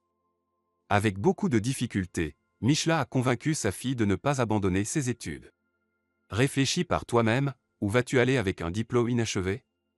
Mais si tu obtiens ce diplôme, tu pourras travailler dans une garderie, et Francis sera avec toi. » Samantha a opté pour des études à distance et, sur les conseils de sa mère, a trouvé un emploi dans une garderie. Lorsqu'elle passait ses examens, Michla prenait en charge Francis. Ainsi, 2 années se sont écoulées. Maintenant, Samantha remerciait souvent sa mère. « Maman, si ce n'était pas pour toi, j'aurais fait une autre erreur. Maintenant, j'ai au moins quelque chose de solide dans ma vie. Il est 6h30, c'est déjà le matin. Je vais essayer d'appeler Valentina. » Son ami répondit après la 2e sonnerie. « Michla, c'est toi. »« Oui, Valentina. »« Salut, les rumeurs de ta tragédie nous sont parvenues. Tiens bon. Les larmes coulaient sur ses joues. La femme n'y prêtait pas attention. J'essaie, mais je n'y arrive pas. Michala, tu pleures? Oui, mon ami, je pleure. Je suis assise à la gare et je pleure. Attends, que fais-tu à la gare? Tu prévois de rendre visite à ton fils? La gorge de la femme se serra sous l'emprise de la douleur. Valentina, Ernesto m'a expulsé. Tu sais, en ce moment, j'ai une seule envie, c'est de rejoindre l'au-delà. Eh bien, ne pense même pas à ça, viens chez nous avec Bruna. Nous trouverons quelque chose à faire ensemble. Valentina dicta 2 fois l'adresse du nouvel endroit de résidence à son amie et insista pour qu'elle la répète. Nous t'attendons, je viendrai te chercher. Après avoir parlé à son amie, le cœur de la femme malheureuse se sentit un peu mieux, mais les larmes coulaient encore longtemps en 2 petits ruisseaux chauds sur ses joues. Elle ne savait pas encore ce qui l'attendait à l'avenir, et l'espoir d'une lueur d'espoir s'amenuisait de plus en plus. Michala a découpé en fines tranches les pommes, puis elle a soigneusement disposé les quartiers sur une plaque de cuisson. Le petit Nicolas, âgé de 9 ans, a observé le processus avec admiration pendant un certain temps, puis a commencé à demander. « Grand-mère Michala, puis-je essayer? »« Non, mon chéri, le couteau est tranchant, tu pourrais te couper. Et puis, cela demande une compétence particulière. Tu vois comment je coupe finement. Ce n'est pas aussi facile pour toi. » Le garçon a commencé à se plaindre. Michala a terminé la découpe et a demandé au garçon. « Nicolas, si tu veux vraiment m'aider, apporte-moi un torchon en toile de sac en provenance de la chambre. Il est là, sur la table basse, ce sont de petites étoffes en filet. Nous allons maintenant couvrir nos quartiers et les laisser au soleil. Et en hiver, nous ferons de la compote. Et tu ne partiras pas. Tu veux que je ne parte pas? J'aime avoir 2 grands-mères maintenant. » Le garçon a pris un des plateaux recouverts de toile de sac avec les provisions et l'a emporté dans la cour. Michala observait son petit-fils tout en fredonnant doucement. Son chant a été interrompu par l'arrivée inattendue de Valentina. « Tu chantes encore. C'est bien, la musique fait du bien à l'âme. Écoute, mon ami, je n'ai pas rangé la voiture dans le garage. Peut-être que nous pourrions aller ensemble à la ferme. J'ai besoin de ton avis. Tu es bien plus calé que moi en élevage de volailles. Tu as même suivi des cours autrefois. Valentina, quand cela a-t-il eu lieu? Ne sois pas modeste, depuis que tu es apparu, notre ferme prospère. » Valentina a attrapé Nicolas qui se dirigeait vers le 2e plateau. « Oh, notre petit assistant. Tu veux faire un tour à la ferme? Et ensuite, nous irons chez ta maman. » Le garçon sautillait de joie. « Hourra! Je vais jouer avec les dindonneaux. » La ferme que la mère et la fille avaient organisée il y a 7 ans n'était pas très éloignée. Michala observait son ami manœuvrer habilement sur la route de campagne. « Valentina, je vis ici depuis 5 ans déjà, mais je n'arrive toujours pas à m'habituer au fait que tu conduises toi-même. Tu ne me fais pas confiance? Alors tu n'as qu'une solution, apprendre à conduire toi-même. » « Non, je ne suis pas aussi téméraire que toi. » Michala n'a pas immédiatement réalisé que cet appel depuis la gare, en fin de compte, l'avait sauvé d'une mort certaine. Non pas au sens littéral, mais au sens figuré. Peut-être qu'elle aurait trouvé un refuge temporaire pour elle-même, ou qu'elle serait retournée dans son village natal pour y vivre en solitude. Dans un moment de désespoir, elle a finalement décidé d'appeler celle qui était finalement plus proche d'elle que son propre fils. Lorsque Michala est sortie de l'arrêt de bus, il était déjà midi. Il n'y avait personne autour, et elle a pensé, où est Valentina? Elle a probablement décidé de me venger de la même manière que la faute d'Ernesto. Et maintenant, où puis-je aller? Il y a une forêt partout. Une étroite plateforme s'étendait depuis la petite gare, et Michala a commencé à marcher le long de la piste. Elle avait déjà parcouru une bonne distance quand elle a entendu un coup de klaxon derrière elle. La route était déserte, mais Michala a quand même sauté sur le côté, tout en maudissant le conducteur de la voiture. « N'as-tu pas assez de route à toi? » Mais en réponse, elle a entendu un rire familier. « Michala, où vas-tu comme ça? Je t'ai dit d'attendre, et toi, tu t'es précipité à travers les bancs de neige. Hier, il a beaucoup neigé, et ici, ils n'ont pas toujours le temps de dégager les routes. C'est pourquoi j'ai un peu tardé. » Michala regardait son amie de tous ses yeux, mais elle ne reconnaissait pas en cette femme élégamment vêtue la Valentina d'autrefois. Mais ce qui la choquait le plus, c'était la voiture. « Valentina, d'où vient tout ça? Peut-être que je suis accidentellement tombé dans un monde parallèle, et que tu es une toute autre Valentina. Non, tout est correct. Monte dans la voiture, en route, je te raconterai tout. Et en général, des surprises t'attendent. Michla jeta un regard méfiant à son ami. Valentina, tu ne vas pas me faire de mal, hein? Tu as au moins un permis de conduire. Tu veux que je te le montre ou tu me croiras sur parole? D'accord, tu m'as convaincu. En chemin, cela a pris environ 20 minutes. Valentina a profité de ce temps pour expliquer brièvement à son ami les péripéties de sa vie. Mon oncle vivait ici autrefois, puis il est mort. Avant, le village était grand, mais après la restructuration, tout le monde s'est dispersé à la recherche de travail et d'une vie meilleure.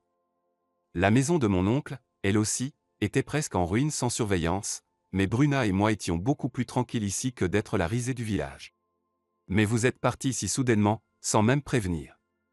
Cela signifie que c'était de ma faute. Sais-tu à quel point cela a été difficile pour moi? Je pense que Bruna et moi avions une situation bien pire. Mais je ne t'en ai pas voulu à l'époque.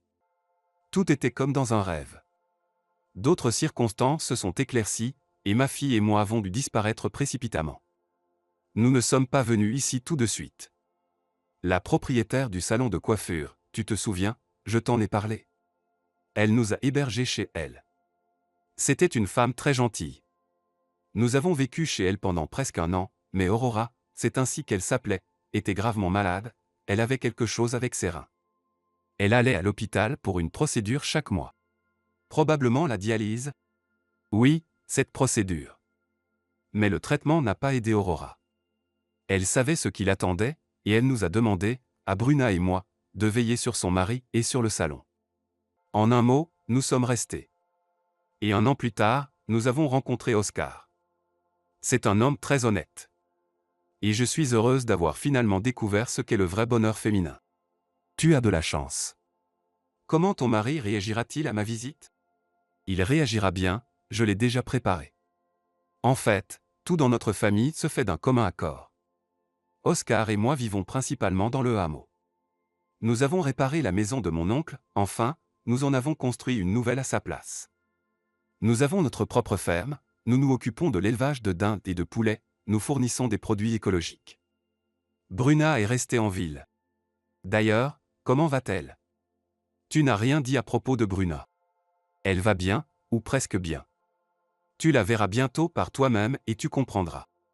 La voiture s'est approchée d'une maison à 2 étages, et Michla a poussé un cri d'admiration. Oh, quelle maison! Je me demande combien cela a coûté? Ne t'inquiète pas, avec leur propre argent. Peut-on vraiment gagner autant d'argent en quelques années? Oui, si l'on s'en donne la peine. Michla a suivi à contre-ségur la propriétaire dans la maison et a été abasourdi quand un petit garçon aux cheveux clairs d'environ 5 ans est sorti à leur rencontre et s'est précipité vers Valentina.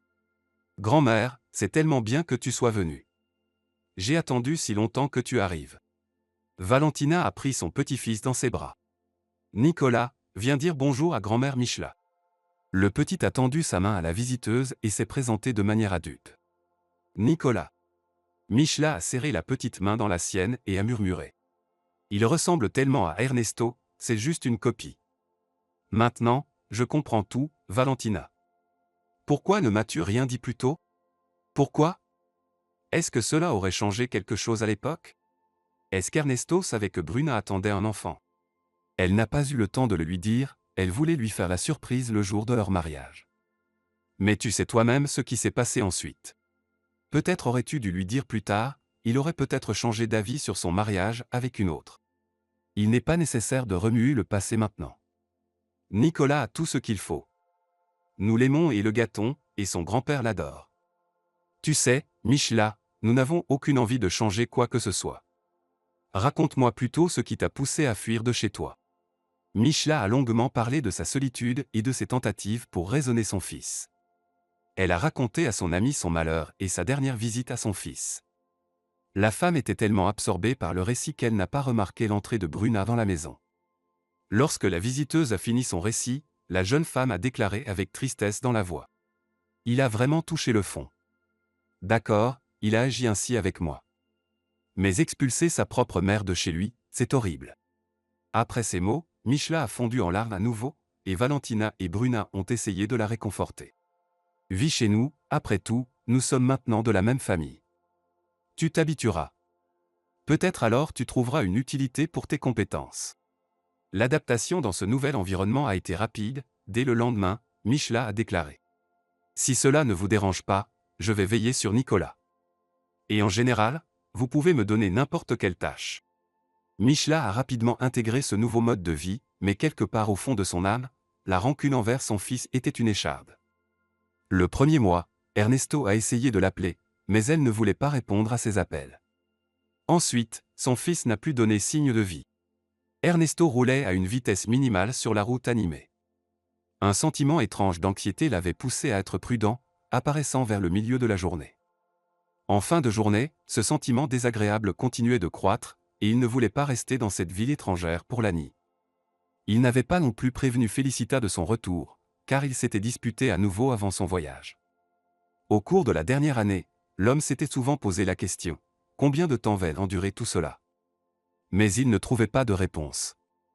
Il avait peur de s'avouer à lui-même qu'il s'abaissait depuis de nombreuses années pour une illusion de bien-être. Après tout, Lorenzo n'avait pas respecté une seule de ses promesses. Oui, son beau-père l'avait nommé chef du département de conception, mais sa carrière s'était arrêtée là. Un jour, il avait mentionné à son beau-père qu'il serait bien de le promouvoir, car il avait déjà de l'expérience. Mais Lorenzo l'avait rapidement rabroué. Tu n'es pas encore prêt pour ça, pour faire de telles revendications. Un autre serait content de ce qu'il a. Ernesto avait essayé d'influencer son beau-père par l'intermédiaire de Félicita, mais sa femme l'avait également repoussé. Ernesto, je ne comprends pas ce qui te manque. À l'époque, il avait envie de dire à sa femme qu'il avait besoin de l'attention d'une femme ordinaire. Il n'était pas satisfait de cette vie de famille où chacun vivait pour soi. Au cours des premières années de leur mariage, il avait réussi à s'accommoder de cette situation. Il pensait que tout s'arrangerait avec le temps, qu'ils auraient des enfants, mais Félicita ne voulait même pas entendre parler de maternité. Ernesto, des enfants? Regarde ce qui se passe dans le monde. On ne sait pas ce que demain nous réserve. Et de toute façon, tu aurais dû au moins me demander si c'est ce que je veux. À en juger par le ton dont Félicita lui parlait à l'époque, il savait que la maternité ne l'attirait pas du tout, et il était impossible de changer cette situation.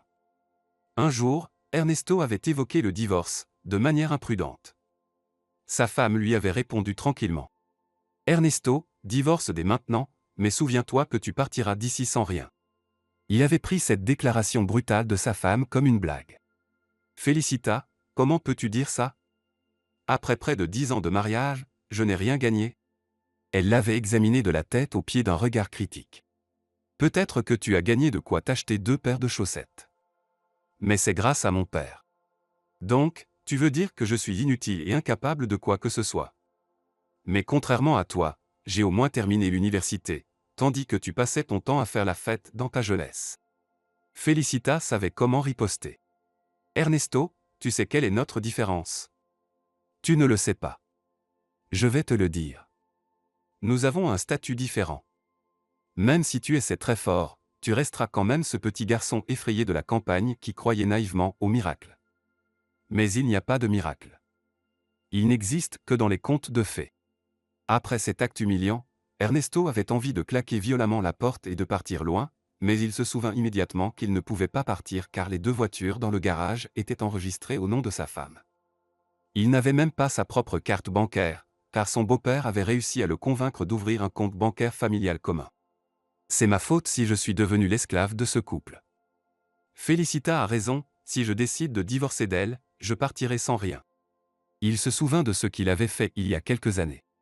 Tout aurait pu être différent pour moi. À quel point j'ai été naïf de tomber dans le piège de Félicita. Il avait peur de penser à Bruna. Cependant, les souvenirs de cette période heureuse de sa jeunesse perçaient de plus en plus à travers la barrière du temps. En approchant de la ville, il se représentait le visage de son premier amour et faillit éclater en sanglots.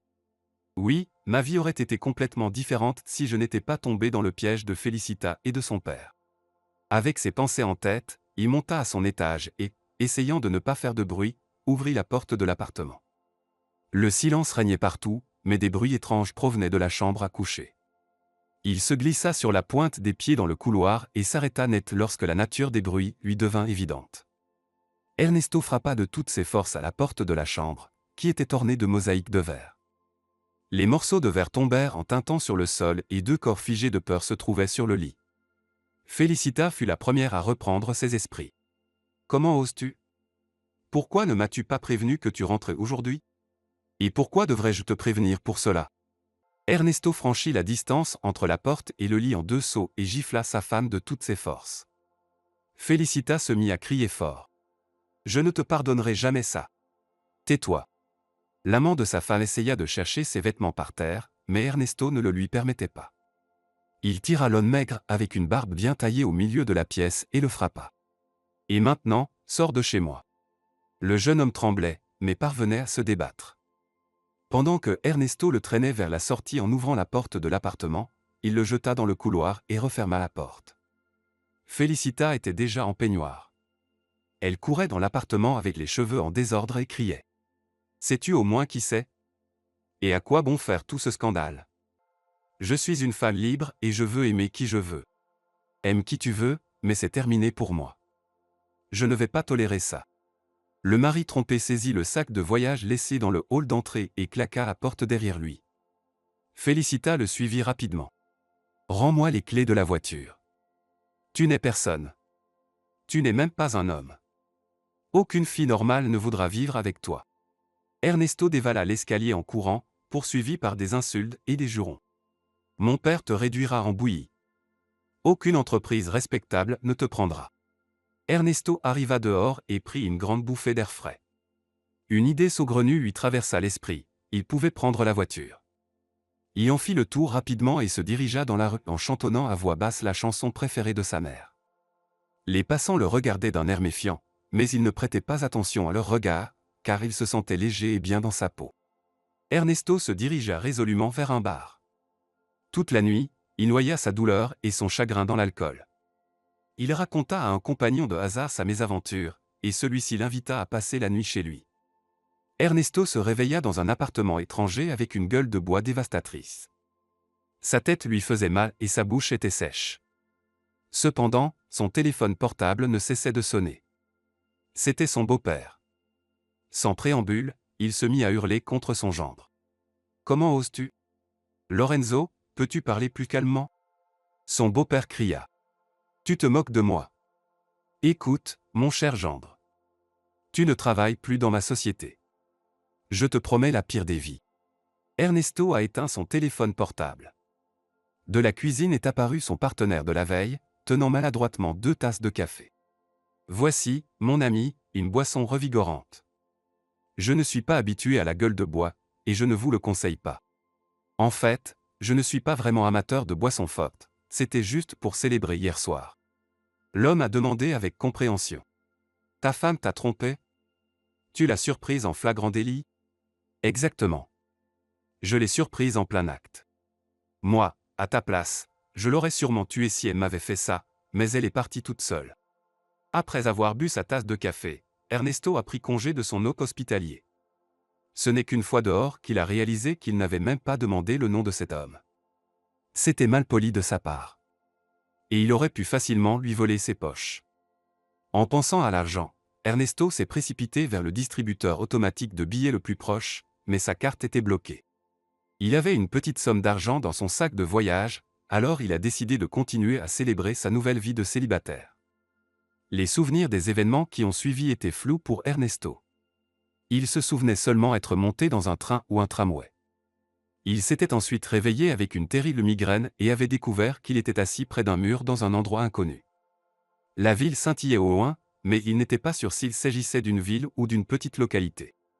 Il a réalisé qu'il y avait du sang sur sa tête en touchant doucement ses cheveux. Les os semblaient intacts, mais il avait une blessure à la tête. Il a cherché dans son sac pour trouver quelque chose à boire, se souvenant qu'il avait acheté une boisson la veille pour la gueule de bois. Cependant, son sac était introuvable. Il ne pouvait pas l'avoir perdu, car il contenait toutes ses affaires. Ernesto s'est mis à genoux et a regardé autour de lui, essayant de se souvenir d'où il venait et où il avait perdu son sac. Mais il ne se souvenait de rien. Puis, une pensée horrible lui traversa l'esprit. Il a rapidement vérifié sa poche poitrine où il gardait son argent et ses documents. Tout avait été volé. Tous ses poches avaient été retournées. Il avait reçu un coup à la tête et tout ce qui avait de la valeur avait été volé. Il a essayé de consulter l'heure sur sa montre, mais il s'est souvenu qu'il n'en avait plus. Ernesto était assis là, en réalisant qu'il avait perdu tout ce qui avait de l'importance. Ses documents, son argent, son identité. Il pourrait essayer de les récupérer, mais chaque fois qu'il imaginait le visage triomphant de Félicita, il perdait toute motivation pour agir. C'était la fin de sa vie de famille, et elle avait été clairement dans son droit. Il ne possédait pratiquement plus rien. Auparavant, il avait au moins des documents. Mais maintenant, il n'était plus personne.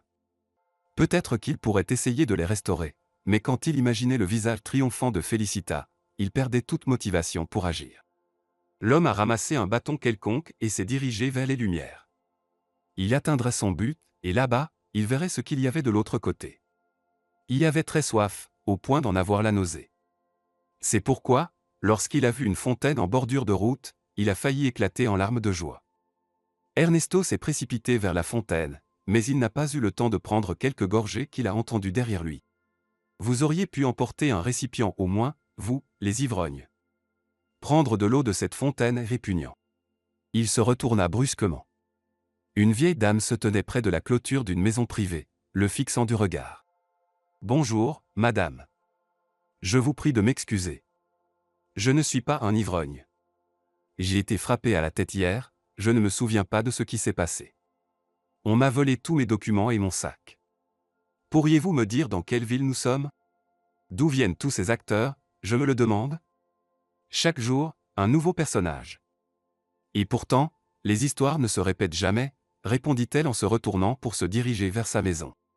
Ernesto la regarda, perplexe, tandis qu'elle s'éloignait. Il examina son apparence, et même sa soif disparut. Son pantalon était sale et déchiré à un endroit, sa veste ressemblait à n'importe quoi, vraiment. Et Ernesto lui-même, ses cheveux collés par le sang et la saleté, devait avoir quelque chose sur le visage. Il gémit, puis plongea à tête sous le jet d'eau froide. Cela sembla éclaircir instantanément ses pensées.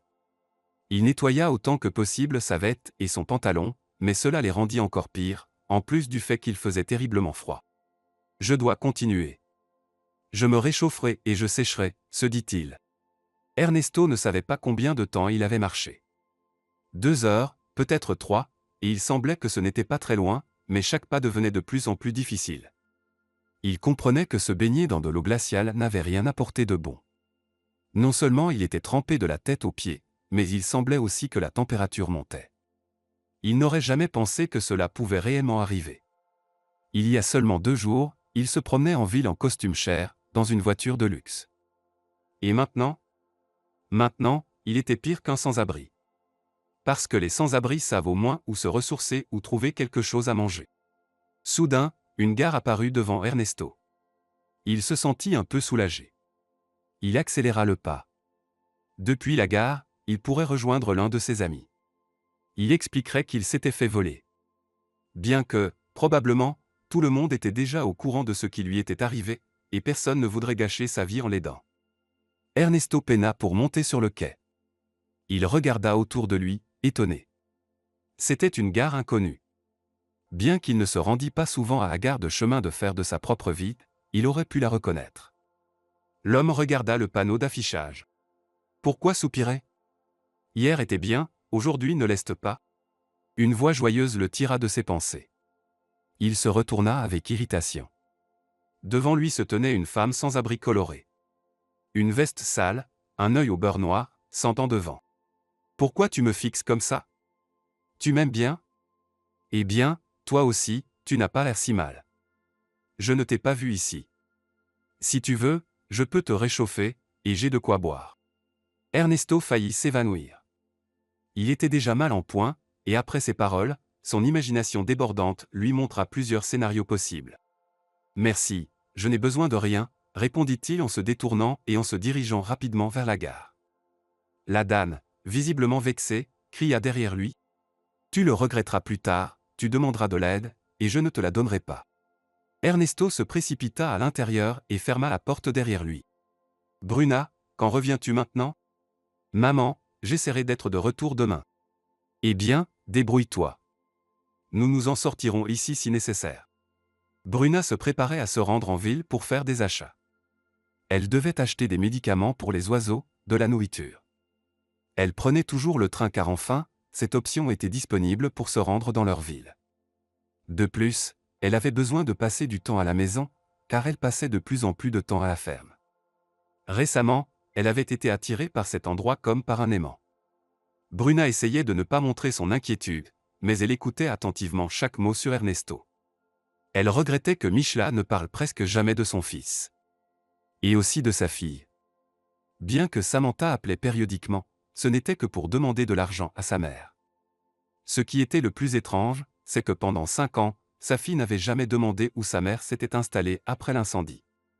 Et Michla n'avait pas non plus essayé de lui dire. Il s'avère que la vie est tranquille lorsque les enfants ne sont pas autour. Les enfants adultes.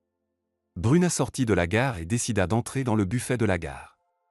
Même si sa mère la réprimandait toujours, les petits pâtés de la gare étaient sa faiblesse depuis son enfance. Valentina la réprimandait toujours. Tu n'as aucune idée de ce qu'ils mettent dedans. Comment peux-tu même les manger? Tu es presque médecin, comment ne peux-tu pas comprendre ça? Bruna riait. Je comprends tout, maman, mais quand je vois ces petits pâtés, une bête en moi se réveille tout simplement. Bruna se précipita maintenant vers le buffet de la gare. Bonjour, je voudrais 3 petits pâtés aux choux, 3 avec de la confiture et 3 à la viande, s'il vous plaît. Elle entendit un bruit derrière elle, suivi d'une voix rauque. Mademoiselle, excusez-moi, on m'a tout pris, je n'ai rien laissé. Pourriez-vous m'acheter un petit pâté? Elle montra 3 doigts au vendeur, qui mit rapidement 3 petits pâtés dans un sac séparé. Bruna les prit, les tendit au sans-abri, puis finalement le regarda. Mon Dieu, Ernesto! L'homme la regarda pendant un moment, puis murmura. Bruna! Il commença à basculer sur le côté. Bruna réussit à le rattraper. La vendeuse vint à son aide. Est-ce que vous le connaissez? Demanda-t-elle. Oui, mais je ne comprends pas pourquoi il est dans cet état. Il était plutôt un homme prospère. Quelqu'un s'est donné du mal. Il semble avoir de la fièvre. Mais même si nous appelons une ambulance, personne ne le prendra en charge ici, je ne sais même pas s'ils l'aideront. Nos médecins sont très à cheval sur les bonnes manières, ils n'aiment ni la saleté ni les pauvres. Bruna était complètement désemparée. Elle savait que la femme avait raison. Écoutez, peut-être qu'il y a un médecin ici, sur la gare. Vous savez, il y en a parfois, je paierai. Il y en a un. Comment pourrait-il en être autrement? Allons l'emmener dans l'arrière-salle et j'appellerai le médecin.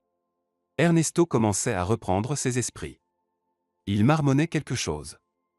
La vendeuse sourit. Il chante? Il semble sobre. Bruna s'approcha de plus près et entendit distinctement une chanson familière. Michla chantait cette chanson presque tous les jours. Le médecin local était un homme imposant. Il était venu avec une mallette et avait soigneusement traité et bandé la tête d'Ernesto de manière très professionnelle. Bruna regarda Ernesto. Que fais-tu ici? Il sourit tristement. C'est une longue histoire, et pas du tout intéressante. C'est ma propre faute. Au final, je suis tombé dans un endroit dont on ne revient pas. Bruna plissa les yeux. Tu sais, tu as raison à certains égards. Tu l'as bien mérité. Et pas seulement parce que tu t'es comporté comme un salaud avec moi, mais aussi avec maman. Tu as vu maman?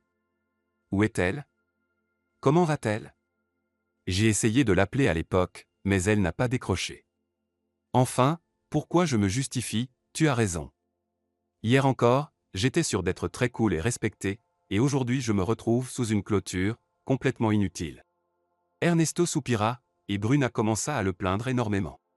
D'accord, nous verrons plus tard ce qu'il en est et comment cela s'est produit. Peux-tu marcher?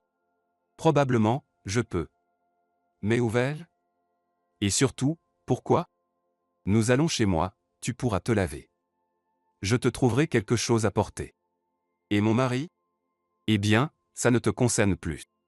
Bruna s'est soudainement mise en colère contre elle-même. Combien de fois avait-elle imaginé cette rencontre dans ses rêves? Elle aurait giflé Ernesto avec fierté, serait passée devant lui sans le reconnaître. En réalité, tout s'était passé très différemment. Il avait fallu convaincre 3 chauffeurs de taxi avant que l'un d'eux n'accepte de les prendre en voiture. Il regardait Ernesto d'un air désapprobateur tout au long du trajet, et lorsque Bruna et lui étaient sur le point de sortir, il lui avait dit : « Vous êtes une jeune femme si belle. Et pourquoi avez-vous besoin de cet homme ? Les gars comme lui ne changent pas, ils traînent toute leur vie dans les ruelles. Vous avez vraiment pas de chance. » Ce n'est que plus tard que Bruna a compris que le chauffeur de taxi avait deviné qu'Ernesto était son mari et avait simplement exprimé sa sympathie. Pendant qu'Ernesto se détendait dans le bain, Bruna préparait à manger. Les options étaient limitées car elle n'avait pas été faire les courses depuis un certain temps. Mais elle a trouvé des galettes dans le congélateur. Elles étaient congelées, mais c'était mieux que rien. Il y avait aussi un morceau de fromage dans le réfrigérateur. Bruna soupira et vérifia la boîte de légumes. Au miracle! Il y avait 5 petites pommes de terre. Lorsqu'Ernesto sortit du bain, il faillit s'étouffer de salive. C'est seulement maintenant qu'il se rappela qu'il n'avait rien mangé depuis 3 jours. Il buvait encore un peu, mais il n'avait pas faim du tout. Il mangea prudemment, craignant même de lever les yeux vers Bruna. Mais tôt ou tard, l'assiette serait vide, et il le savait. « Comment vas-tu, Bruna ? » ?»« Je vais bien. »« Et toi ? Qu'est-il arrivé exactement ?» Ernesto se redressa, repoussa son assiette et commença à parler. « Je n'ai jamais aimé la façon dont nous vivons tous là-bas. Je rêvais de vivre différemment à tout prix. J'en avais tellement envie que j'étais prêt à tout, à te trahir, à trahir maman, à tout trahir en fait. » Félicita, ma femme, comprenait parfaitement dès le début. Et elle savait que j'avais un mariage prévu. C'est à ce moment-là qu'elle a décidé de me laisser pour la première fois chez elle. Pendant la nuit, nous avons décidé que nous devions nous marier, et si j'avais encore des remords de conscience le matin, son père, apparu le lendemain matin, les a immédiatement dissipés. Ernesto tambourinait pensivement du bout des doigts sur la table. Je me suis forcé à ne penser à rien, à ne me souvenir de rien. Tu me hantais souvent en rêve, maman aussi, mais je faisais semblant que tout allait bien pour moi, que j'avais accompli ce que je voulais tant. Il s'est avéré que je n'avais rien accompli du tout. Bruna l'écoutait et comprenait qu'Ernesto s'était déjà infligé une telle punition que même son pire ennemi ne lui aurait pas souhaité, mais elle ne put s'empêcher de dire : « Eh bien, Ernesto. D'accord, au fond, je suis une étrangère pour toi, mais maman. Comment as-tu pu lui faire ça ? Tu savais très bien qu'elle n'avait nulle part où aller, qu'elle n'avait plus de maison. » Il baissa la tête. « Tu as raison, je ne mérite pas son pardon. » Puis il la regarda. « Maintenant que tu sais ce qui s'est passé, tu as vu ma mère. Comment va-t-elle ? Je t'ai déjà dit, elle va très bien. Tu sais où elle est en ce moment ? Bien sûr. Tu veux la voir, n'est-ce pas ? Oui, je veux vraiment. Je sais qu'elle ne me pardonnera peut-être pas, mais je dois lui demander pardon. » Bruna y réfléchit encore, puis dit : « Tu sais quoi, je vais te conduire chez maman. Il est temps de te réserver quelques surprises. » Que veux-tu dire par là ? Attends de voir ce que demain nous réserve, et tu sauras tout par toi-même. En dépit de ses attentes, Ernesto a presque passé une nuit blanche. Dès qu'il touchait l'oreiller, il ouvrait les yeux et regardait le plafond. Une mélodie familière revenait régulièrement dans sa tête. Ernesto esquissait un sourire discret. Il savait que sourire dans sa situation était idiot, mais il ne pouvait pas s'en empêcher. Peu importe si sa mère le chassait demain, il demanderait quand même pardon. Le matin, Bruna lui a dit qu'elle avait des affaires à régler et qu'il resterait à la maison. « Je reviendrai et nous partirons tout de suite. » « C'est loin ? » ?»« Non, pas vraiment. 1 heure en voiture. » »« Même moins. » Pendant son absence, il a exploré l'appartement. Apparemment, Bruna vit plutôt bien. Cependant, malgré tous ses efforts, il n'a pas pu trouver de traces de la présence d'un homme. Il a esquissé un sourire envers lui-même. Il a soupiré et s'est allongé. Le sommeil l'a emporté imperceptiblement. « Michla, tu as préparé la salade. » »« Oui. » Les amis étaient de bonne humeur. Bruna a dit qu'elle ne viendrait pas seule, ce qui signifiait qu'elle avait enfin un cavalier. Après que Ernesto l'ait quittée, elle n'avait eu aucune relation. Valentina comprenait que malgré tout, Bruna aimait toujours Ernesto. Michla, quant à elle, pensait différemment. Elle croyait qu'après ce qu'il avait fait, il était impossible qu'Ernesto soit aimé, et elle pensait que Bruna éprouvait simplement la rancune habituelle des femmes envers les hommes. Quoi qu'il en soit, elle souhaitait autant de bonheur à Bruna que si elle était sa propre mère.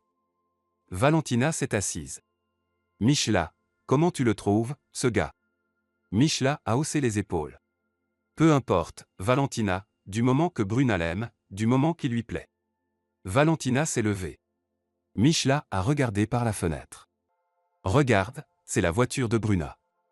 Va la rencontrer. Je vais finir ici. Michla écoutait attentivement ce qui se passait dans la rue, mais c'était calme dehors. Tellement calme qu'on aurait dit que personne ne parlait. Une pensée lui traversa l'esprit. Est-ce que l'élu de Bruna était muet? Peut-être qu'il communiquait en langage des signes. Bonjour, maman. Michla a laissé tomber son assiette et s'est lentement retournée. Elle a eu du mal à se maîtriser pour ne pas se précipiter vers son fils, pour ne pas le prendre dans ses bras. Bonjour, Ernesto. Pourquoi es-tu venu? Ernesto baissa la tête, un mince espoir que sa mère le reçoive un peu plus gentiment s'évanouissant. Oui, j'ai demandé à Bruna de me ramener chez ma mère pour demander pardon. Pardon? Et ta femme, elle est au courant. Maman, nous ne vivons plus ensemble. Elle m'a chassé, dit-il en souriant ironiquement. Bruna m'a retrouvé presque sous un pont, la tête en sang, sale et sans argent. Quand j'avais tout, je n'avais besoin de personne. Mais quand je me suis retrouvé dans la rue, j'ai commencé à penser à tout le monde. Je sais que tu ne me pardonneras pas. Je ne pourrai pas non plus. Mais tu sais, je regrette cette affaire plus que tout le reste. Désolé maman. Ernesto se retourna et saisit la poignée de la porte. Michla s'exclama. Attends. Laisse-moi au moins te prendre dans les bras. Valentina marchait en se mordant les lèvres. Ernesto comprenait parfaitement son état et n'essayait même pas d'engager la conversation. Ils étaient assis sur le canapé avec sa mère et discutaient. Valentina écoutait attentivement, elle ressentait même un peu de compassion pour lui quelque part, mais elle n'avait pas l'intention de le montrer. Elle avait remarqué autre chose, à quel point les yeux de sa petite fille brillaient intensément. Elle aurait voulu dire, celui qui a trahi une fois trahira encore, mais elle se retenait. Ils allaient justement s'asseoir à table lorsque la porte s'ouvrit brusquement et Nicolas fit irruption dans la maison. Grand-mère. Vous n'imagineriez pas ce que nous avons fait avec grand-père. Et Valentina et Michla se mirent immédiatement à sourire. Et qu'avez-vous fait? Nous avons pêché du poisson. Du poisson, et tu en as attrapé? Oui, j'en ai attrapé 3. Et où est le poisson? Nicolas sourit. Je l'ai relâché. J'ai eu pitié de lui. Ernesto regardait le garçon avec de grands yeux. Bruna remarqua son regard et soupira. Fais connaissance, Ernesto. Voici Nicolas. L'homme leva les yeux vers elle. Quel idiot je suis. Et alors, quelque chose d'inattendu se produisit, Ernesto se mit à pleurer. Nicolas regarda sa mère avec inquiétude. Maman, pourquoi l'oncle pleure-t-il? De joie, mon chéri. Et ce n'est pas ton oncle. C'est ton papa. Bruna était elle-même au bord des larmes, et Valentina essuyait les siennes. Pendant ce temps, Ernesto fixait Nicolas. Bonjour, mon fils. Excuse-moi, je n'aurais même pas pu imaginer que tu existais. 3 mois ont passé. Bruna a aidé Ernesto à rétablir ses documents, et il a intenté un procès contre sa femme. Ernesto a dit à Bruna. Je comprends que je ne gagnerai rien, mais peut-être que c'est à cause de mon mauvais caractère, je veux au moins lui compliquer un peu les choses. Bruna a ri. Ton caractère n'a rien à voir là-dedans. Ernesto l'a regardé attentivement. Bruna, j'ai tellement blessé tes sentiments, et tu n'aurais même pas dû me parler. Mais tu cherches des excuses à mes actes. Pourquoi? Bruna a haussé les épaules. Peut-être parce que mon amour est plus fort que l'amertume. Je ne peux même pas t'expliquer pourquoi je ne peux pas te haïr. Ernesto l'a attiré doucement vers lui. Bruna, et si je te demandais une autre chance? Cette chance que j'ai laissée passer quand j'aurais pu être heureux. Elle l'a regardé sérieusement. Je te croirai encore une fois. Le soir, après le travail, Ernesto, qui était désormais indispensable à leur exploitation agricole, se leva. Valentina, puis-je vous adresser la parole? La femme soupira. Elle savait ce qui allait suivre.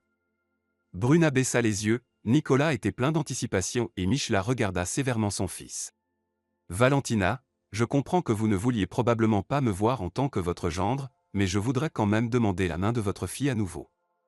J'ai été idiot. Tout ce temps, j'ai aimé et pensé à Bruna, tout comme elle-même.